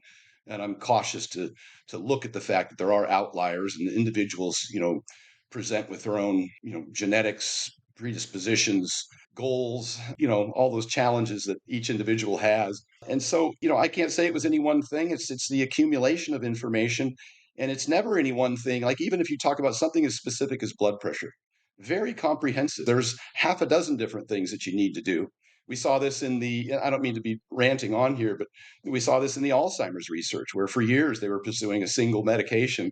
And come to find out, it's so multifactorial that, after hundreds of millions of dollars were spent by pharmaceutical companies, they could not come up with any single intervention that could be, FDA approved and prescribed to help with those kinds of things. So it's difficult to give with a broad brush recommendations.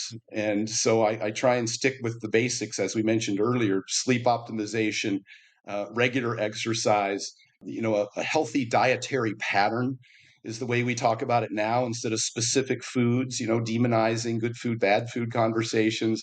I have some specific macro recommendations that I make to get people started, and I have specific reasons for why I recommend those. But that's not to say that someone couldn't be successful utilizing a different macro requirement. And Lane Norton said many times, and probably said on your show, that when you control for calories and protein, where you put carbs and fats doesn't matter. The Diet Fits trial out of Stanford was a year long with over 600 test subjects, and they discovered that it really didn't matter. It didn't matter in terms of weight loss, didn't matter in terms of blood sugar control.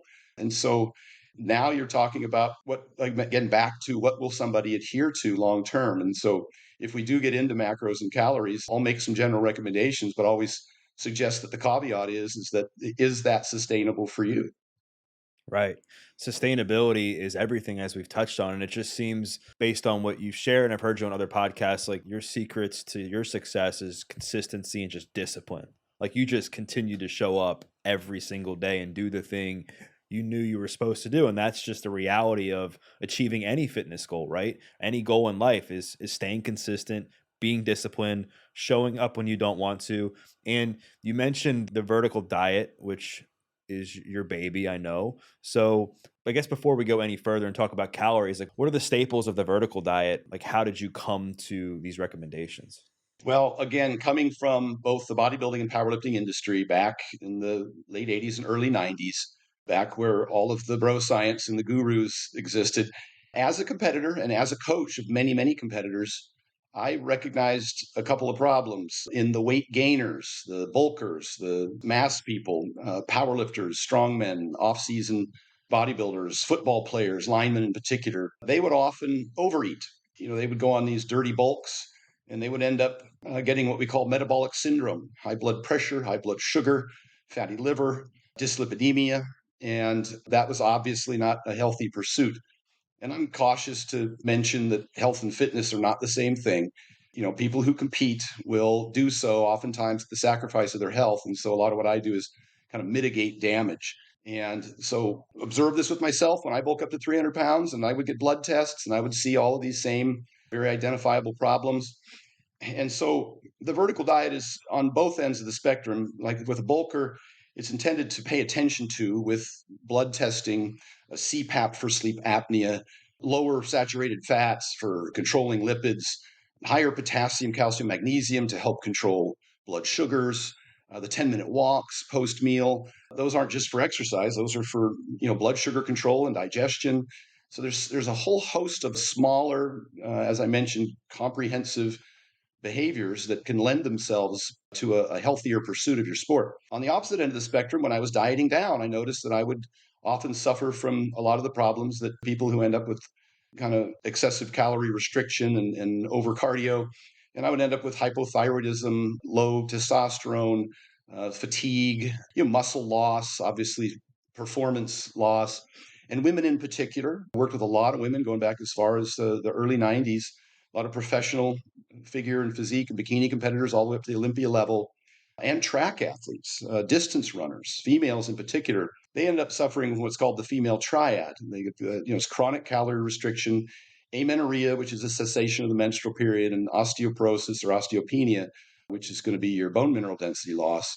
And they also end up with anemia from iron deficiency, hypothyroidism, and hair loss. These are things that were really common that I saw behind the scenes in the women's physique figure bikini industry.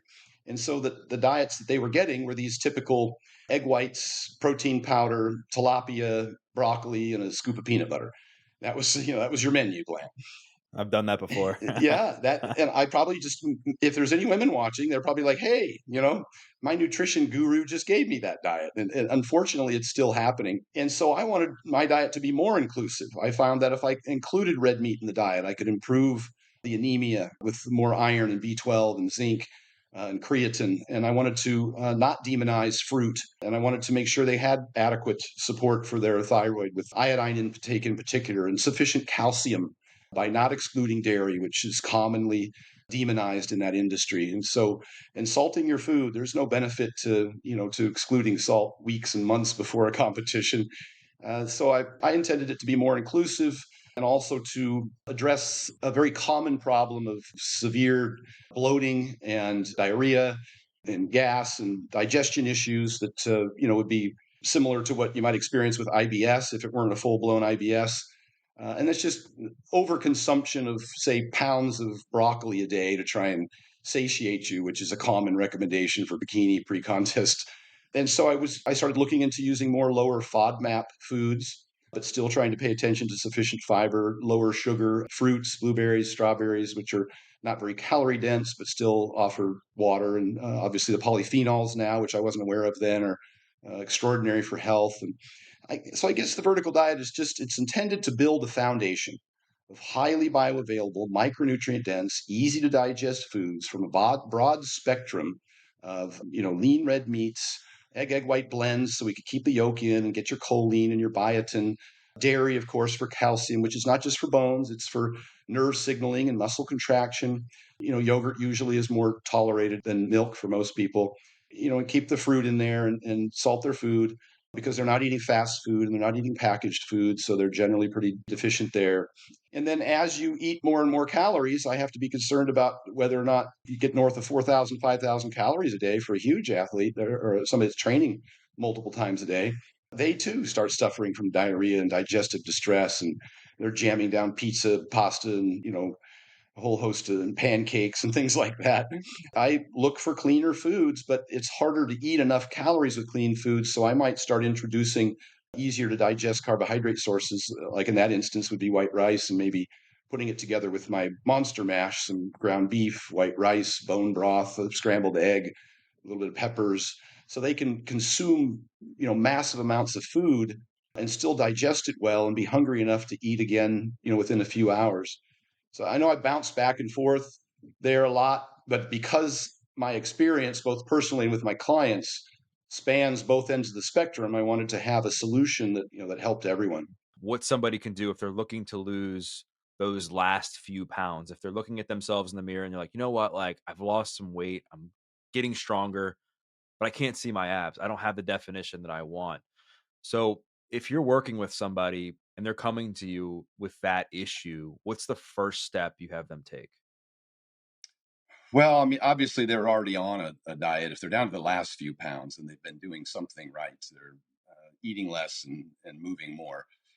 Uh, the hard thing is that each, as you get leaner and leaner, it takes longer and longer, and you have to be more and more consistent and disciplined about those two things, the energy intake and the energy expenditure.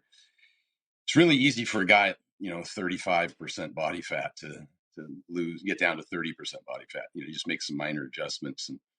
But a guy at 15 or at 12 who wants to get to 10, now, the 80-20 principle doesn't work anymore. Now you got to be like 98-2 in terms of your consistency and discipline in your calorie deficit. And you have to increase your energy expenditure.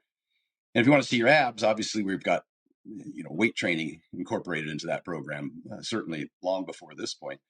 And you're going to have to continue to train at a very high level. What I've found is I diet bodybuilders and physique figure bikini people for competition up to and including all the way at the Olympia level. Uh, as your calories get lower and lower, you have less and less energy to train. We need to keep the intensity up. Your volume will be compromised. You won't be able to go in and do 16 sets for chest anymore. It's just not going to happen with that limited calories. At some point, you'll have reduced your carbohydrates as well. But the intensity should stay high. And by that, I mean you should try and lift nearly the same weight for the same reps. When that starts to significantly decline, you're going to see a loss of lean muscle tissue. And so we'll pour more energy into the intensity and less into the volume. We might do fewer sets, but the sets we do will be much more intense. And we'll probably take a little longer rest periods if necessary, because it seems that the substrates that you're burning through for those intense sets may need a little longer to restore. And by that, I mean oxygen debt, creatine phosphate storage, just your central nervous system. Those things need to replenish. And so my rest periods start to climb a little bit when we get into that stage. I also like to split the workouts. You find that you can't train hard for a full hour, or certainly not for an hour and 20 minutes. And so I'll come in the morning and do legs, and that'll be a 40-minute workout. And I'll come back at night, or come in the morning, do quads, come back at night, and I'll do hamstrings, and that'll be a 25-minute workout. I'm also not a huge fan at that point of doing too much cardio. I know there's a lot of consternation over the interference effect and how it doesn't really necessarily impact lifters as much as we used to presume. But when you get closer and closer to your goal, there comes a point at which there is an adaptation that you're trying not to interfere with. And lots of cardio, particularly an aggressive cardio, can compromise lean muscle mass when you're that lean. And so I might prefer to do 2-a-day workouts over significantly increasing my cardio, and like to separate my cardio by at least 4 hours and possibly alternating days from my lifting in order not to have that compromise. So I know there's no magic involved there. I mean, obviously your sleep has to be on point. Your creatine supplementation is probably pretty important at that point. Your protein intake, your calories are so low and you're trying not to accumulate or get too much. Your fats might be down to 60 grams a day. I don't like to go too much lower than that. It compromises hormones and sleep. And so at some point, you might need to incorporate some protein powders. I know I'm a whole foods guy, but once your calories get so restricted and your fats get so low, in order to get sufficient protein, and you may need a little more protein under that scenario, mostly for satiety benefits and the thermic effect of food. But also, when you're that lean, you want to make sure you're eating at least 4 meals a day to get those frequent protein feeding intervals, so that you're not going too long without protein. There's no mechanism in the body to store protein. So we want to, the ISSN recommends this as well, at least 4 meals a day, particularly as you get leaner and leaner. I don't know if I hit on anything extraordinary there. It's just doubling down on all the things that got you there just with a lot more discipline and consistency. So for somebody who's listening to this, and let's just use the example, like let's just say somebody's looking to go from 15% body fat down to 10% body fat. And I guess in the healthy range, we're speaking to more of the male audience, because I believe that 10% as a female is probably a bit unhealthy, correct? Yeah, it's pretty unhealthy. Right. And so with this same example, for a guy looking to go from 15 to 10, let's just say this guy is, just for simplicity, it's 200 pounds, eating 2,000 calories a day, and at 15% body fat. Is the move then just to preserve as much muscle to decrease that 2,000 slowly, like down to 1,900, 1,800, and just see how the body starts to adapt from there?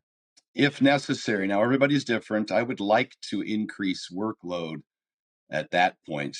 I know calories are king, and when I start someone on a diet, I don't overemphasize energy expenditure. I don't put them on these extraordinary battle ropes and burpees programs. I just get them to walk more.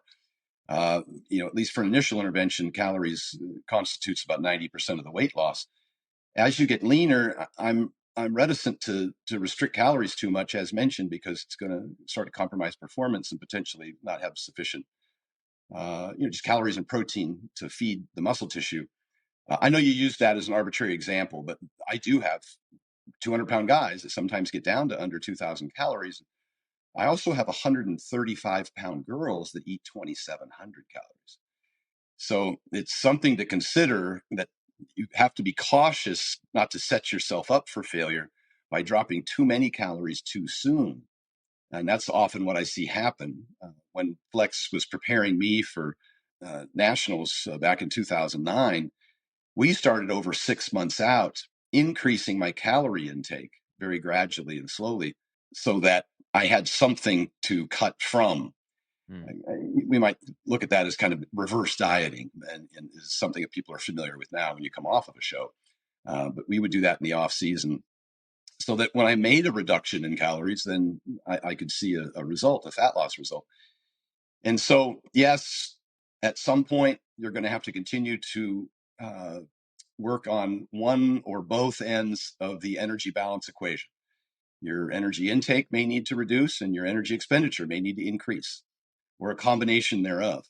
And we had talked about my preferred stimulus in terms of energy expenditure, and we talked about my preferred macro count in terms of energy intake.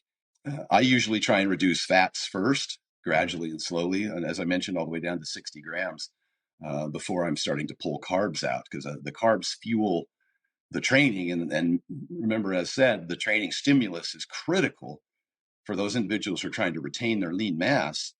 I know protein is important, but it's not nearly as important as the training stimulus. We've seen multiple studies now. I think it's out of, I want to say it's Stu Phillips' lab, where he's compared two groups at a significant calorie deficit, one with half the protein of the other, and they had comparable results in retaining lean mass, so long as the training stimulus was sufficient enough.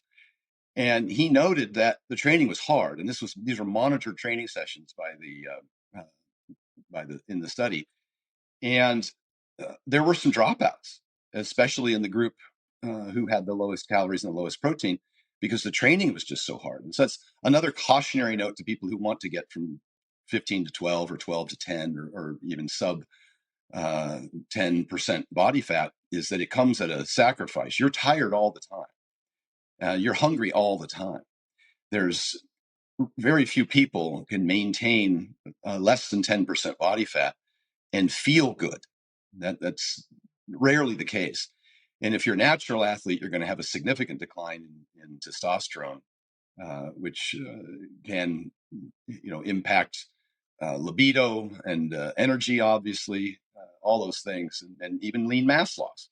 It's a very difficult thing to sustain. I would say it's damn near impossible for any extended period of time. So would you say that a lot of people that maintain that like insane level of physique that you see on like covers of magazines or you see at shows and stuff like that, I think oftentimes people will look at that and either think that or be like, you know what, like it's not even worth trying because that just seems impossible for me to get there. Yes, absolutely. In today's Instagram environment, you don't have to compete. If you've got a six pack, that's going to bode well for your audience and your, whatever it is you're selling. It is not a physique that's attainable by the vast majority of the population, and it's certainly not sustainable by the vast majority of the population. And it's not sustained by those individuals unless they're smaller. But by the big guys, they diet down for an extended period of time for one single day on stage, and they don't look the same a week later. Now, Larry Wheels recently competed. He looked phenomenal at the Olympia in the amateur class. And I think he already did a video that 5 days later, he weighed something like 50 pounds heavier in 5 days. I've had extraordinary rebounds myself, where in 4 weeks I would put on 30 or 40 pounds after a show. So it's not something that people sustain for a long period of time. And there's lots of other things going on with the lighting and the editing of the pictures. And that's why in many cases I ask clients, what's your goal? Show me a picture of what it is you'd like to look like. And so I can give them a realistic idea of whether that's even attainable, because oftentimes they'll show you a picture of an individual. And so it can be very difficult. I'd also say this, that there's obviously genetics reign supreme. And there's some people who are relatively lean, and their challenge is actually gaining muscle. And when they do, after many, many years of hard training, gain some muscle, they tend to stay pretty lean. And also, body fat is taken evenly off the body, but it's not stored evenly. And everybody has their own predisposition for where they tend to, for their troubled spots, whether it be in the abdomen or, wherever they tend to hold their fat. Men or women are generally different.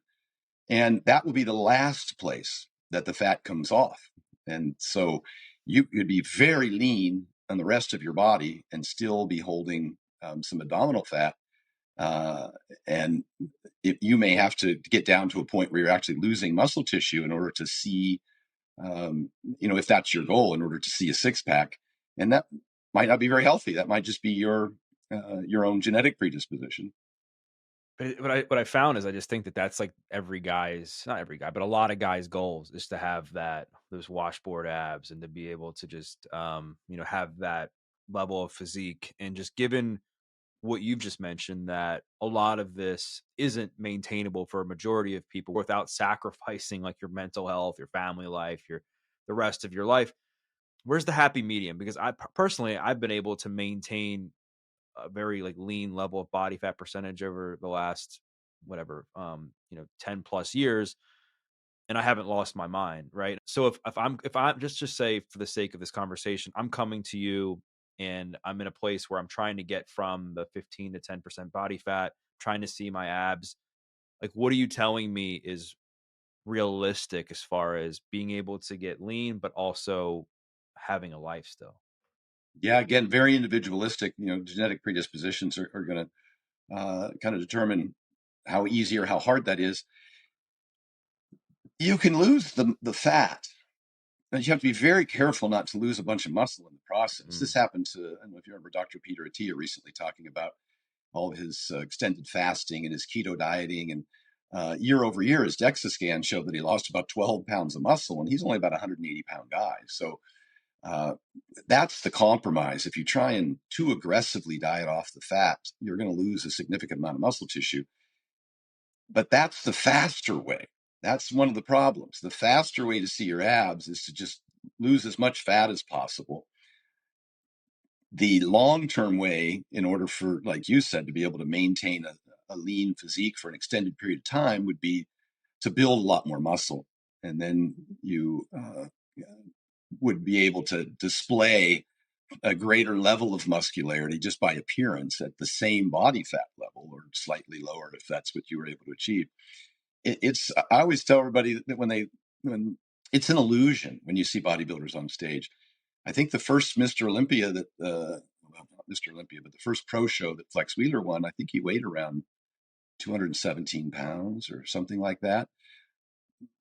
The guys were much, much lighter than people presumed because they were so lean. It gave them the appearance. And so in clothing, a lot of the pro bodybuilders, certainly the men's physique guys, the classic bodybuilders, in clothing, you'll see a 6-foot guy might come in at less than 220.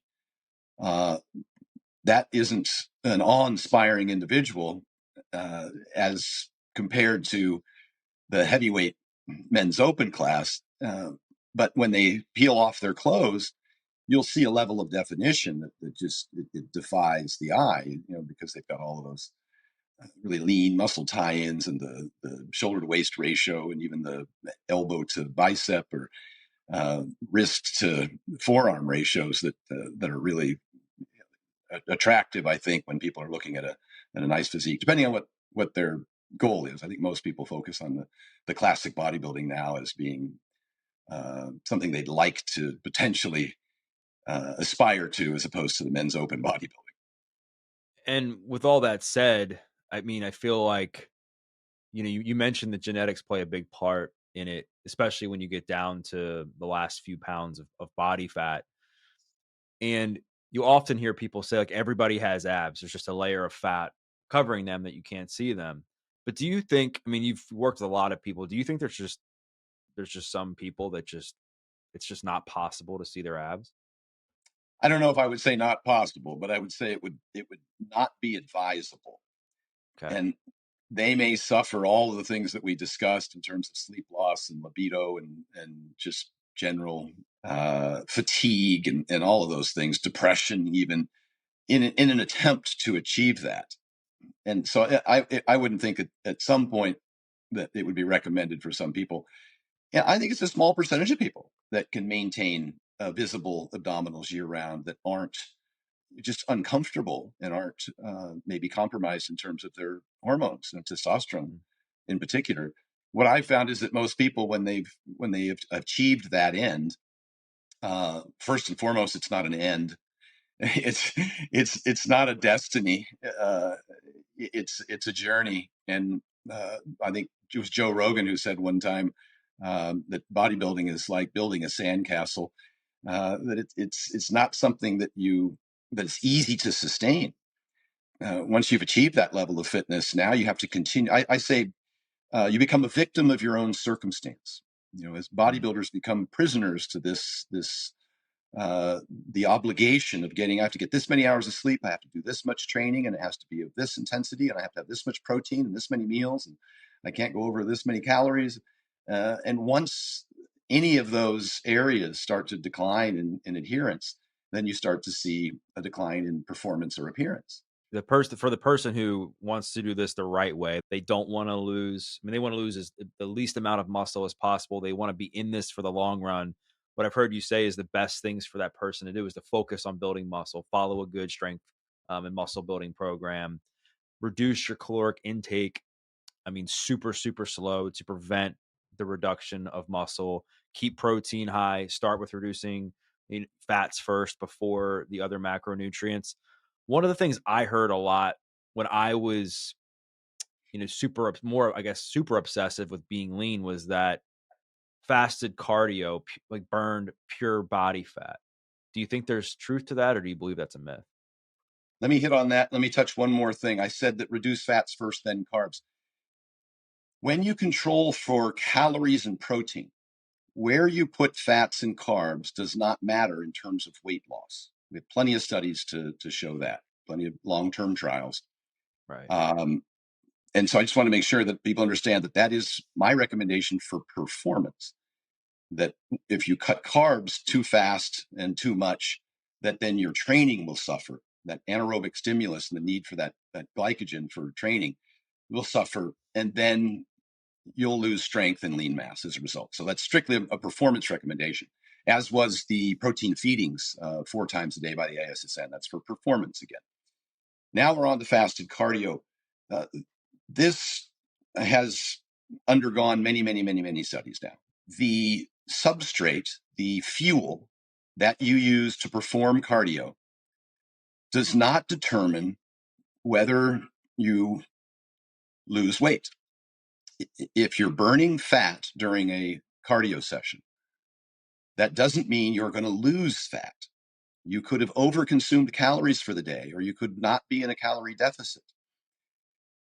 And if you burn more fat doing your training, you may burn more carbs later in the day. And if you burn more carbs during your training, you may burn more fat later in the day. The important thing to consider is not what you're utilizing during the training stimulus, but are you experiencing a calorie deficit at the end of the day? Mm. And if you are, your body will burn body fat in order to do so. So no, and they've made many, many studies comparing fasted cardio to fed cardio. And we do not, and although we see different substrate utilization, fats being burned for long intensity, steady state cardio in a fasted state, as opposed to carbohydrates being burned in, say, high intensity interval training. We see the same fat loss if you control for total daily energy intake and expenditure. So for the person who's listening to this and again is on this theme of wanting to achieve a lean physique, get a six pack the right way, what I'm hearing you say is it doesn't matter when you do cardio. What matters most is that you're in a caloric deficit for that day. Correct. And I will say this additionally, it doesn't, it's your personal preference whether you choose to do cardio fasted or fed. I would recommend, and the research suggests, that your training should be fed. You will get one more rep, 5 more pounds, and the cumulative effect of that over time is that you're going to get a better hypertrophy stimulus. And so I don't encourage training fasted. And these may be small effects acutely, but chronically over time can become a greater and greater difference in terms of your results in retaining or gaining lean mass. What are your best tips to meal prep efficiently? We'll have to tell the audience that you didn't tee me up on purpose. We didn't talk about this first, but I really didn't. my meal prepping is I just go to verticaldiet.com and I select the meals and they end up on my doorstep and I just pull them out of the fridge and microwave them. And I've been doing that since long before I had a meal prep company, as mentioned. And I have a video on YouTube called Meal Prep for Traveling or something like that. I've traveled all over the world. I've been in 14 countries in all 50 states. I've done over 200 seminars in the last 5 years. And I always take my meals with me. I get the little $20 24-ounce thermos from Amazon, and I'll get like 5 of them. And if I've got to travel to Russia, which is like a 22-hour day, I'll put 5 super hot meals into those thermos, and I'll put them in my carry-on bag and slide them under my footrest there. And I'll eat those every 4 hours as my diet requires, exactly the food that I enjoy, that feels good on me, that's the macros and calories that I like. And I fly around on weekends and stuff to go do seminars here in the States. I always have a couple of thermos with me. And so that's the biggest thing in terms of compliance and meal prepping, is that when I get up in the morning and I'm making breakfast for me and the kids, I'm making a couple extra meals while I'm doing that. And I have a little canning funnel in my thermos there, and I'll put the food into it. And I've got 2 thermos. And I say, even about your kids, I'll pack meals for my kids for lunch and put them in the little mini thermos. And I would no sooner send my kid out on the football field without a helmet and pads than I would send him off about his day without meals, without some sort of food that prevents him from getting a Coke and a pizza somewhere. And again, not demonizing, but generally speaking, I'd like to see more whole foods and along with the macros I recommend. So if you can't, and I know that ordering meal prep comes at a considerable cost, more than what it would take to order it yourself. I actually save money when I travel because I use my meal prep. I take all my meal prep with me. When I went to Russia, or when I went to Switzerland, or when I went to Australia, I take a rolling Coleman cooler and I'll put 30 frozen meals in that rolling Coleman cooler and put a tie strap on it and just check it on the plane. So I get off the plane and I'm rolling my food for the whole week right behind me, and I stay someplace with a fridge and a microwave. And now, I mean, the alternative is you go to restaurants. What's that cost?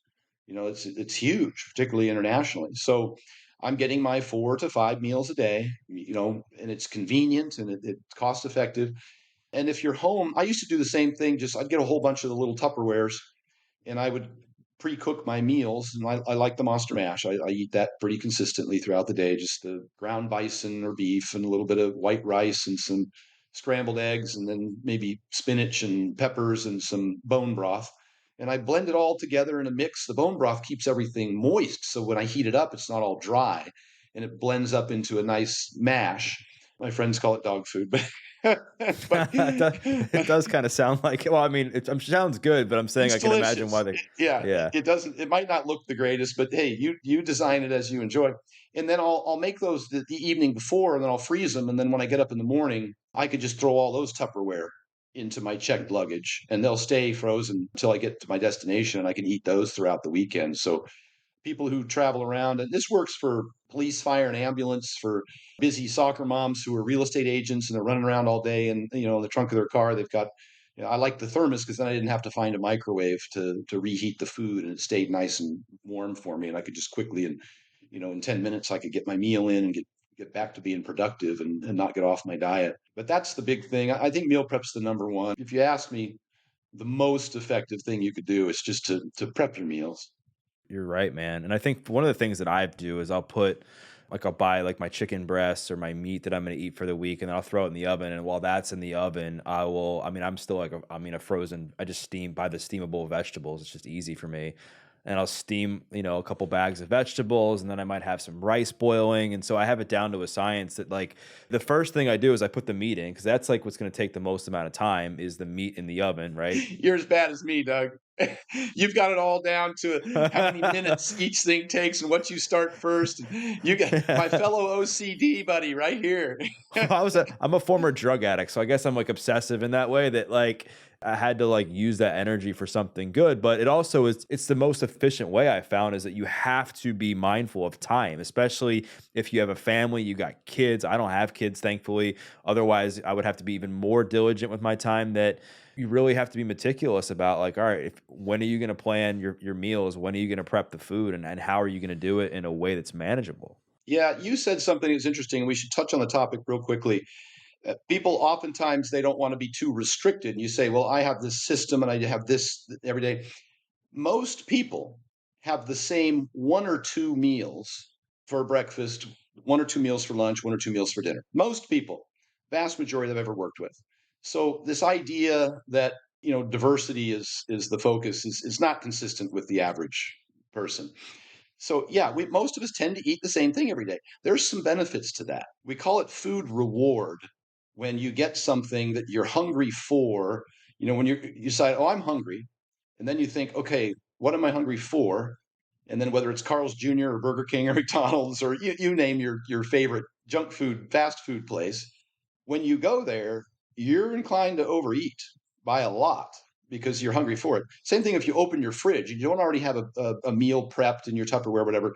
Now you're looking around the fridge for what you're hungry for. And it's much more likely you'll eat more of that as a result, as opposed to what you've already prepared that is on your meal plan. So, and another thing is snacks. A lot of people don't necessarily eat just because they're hungry. They eat out of boredom. They eat out of social situations. Maybe just watching a movie at night at home. Stress. Also trauma. There's a whole host of different reasons why people eat, and we like them to be cognizant of that, and maybe even record what we call mindfully eat, and understand why am I eating right now, and would I still be hungry if I were to be eating something that was on my meal plan? We like to get the things out of the house. Now, I've said that you shouldn't be over restrictive, and it's okay to include some of your favorite foods. But if they're readily available and they're very high calorie and they're ultra processed and hyper palatable, the likelihood you're going to be consuming significantly more of them than you should is pretty likely. And so if you get those out of the house, it creates a barrier to entry. Now you got to get in the car, you got to drive somewhere to get it, and you replace them with alternatives. One of the things I like is biltong. It's a jerky that's really low in fat and really low in sugar. And so it's just a little protein snack, but you're chewing on it, and it's pretty delicious and generally pretty soft. I think Costco sells biltong now, but it's a snack that I'll commonly recommend, along with fat-free Greek yogurt, blueberries, and strawberries. Those are things that you could consume, to reasonably to satiation, and not completely kill your caloric intake for the day. And it kind of also gets us back to sleep. One of the reasons why more sleep is beneficial, not just for the hormone release, because the more hours you're awake during the day, It's just another opportunity for you to get hungry and consume more food. What do you think is a realistic time frame for somebody where they're like, all right, I know I need to lose this weight. I want to do it effectively and quickly. I want to push myself, but I don't want to set myself up for failure where I'm like, all right, I'm going to try to lose weight in like 2 weeks. So like, what's a healthy time frame, you think? We look at it in terms of percentage of weight lost for total current body weight. And we like to see about a 1%, maybe even, about a 1% weekly weight loss would be something that was sustainable with the least amount of potential muscle loss, presuming you had adequate protein and the training stimulus. If somebody wanted to be more aggressive than that and include the intense lifting program, then they could go to a 2% weight loss. Say a 200-pound person might want to lose 4 pounds a week. That's possible with the 1,000-calorie a day deficit. And that's going to require both energy intake reduction and energy expenditure increase. You're probably going to have to work on both sides of the equation pretty aggressively to reach a 1,000-calorie a day deficit, which would mean 15, 16,000 steps plus, a 600-700 calorie daily deficit of intake. Plus the resistance training. So we're talking about a lot of work. And under that scenario, and remember, you're going to lose some water. You probably lose some food bulk, and so you might see, an extra 3 or 4 pounds in the first 2 weeks on top of the 2 pounds that you're going to lose each week. So I mean, it's very reasonable that you could lose, up to 4 pounds the first week and second week and third, maybe 12 pounds in 3 weeks, depending on how much body fat you have and how much water retention or, carbohydrates you were consuming previously, because those will obviously get reduced with the total caloric reduction. I'm not suggesting keto, but, and just the volume of food that you'd be eating would be minimized. So you'd have less food bulk and water in the intestine. So yeah, I would think, 12 pounds in 3 weeks would be really reasonable. You'd have to fight for your lean mass by training hard. But other than that, we could see that.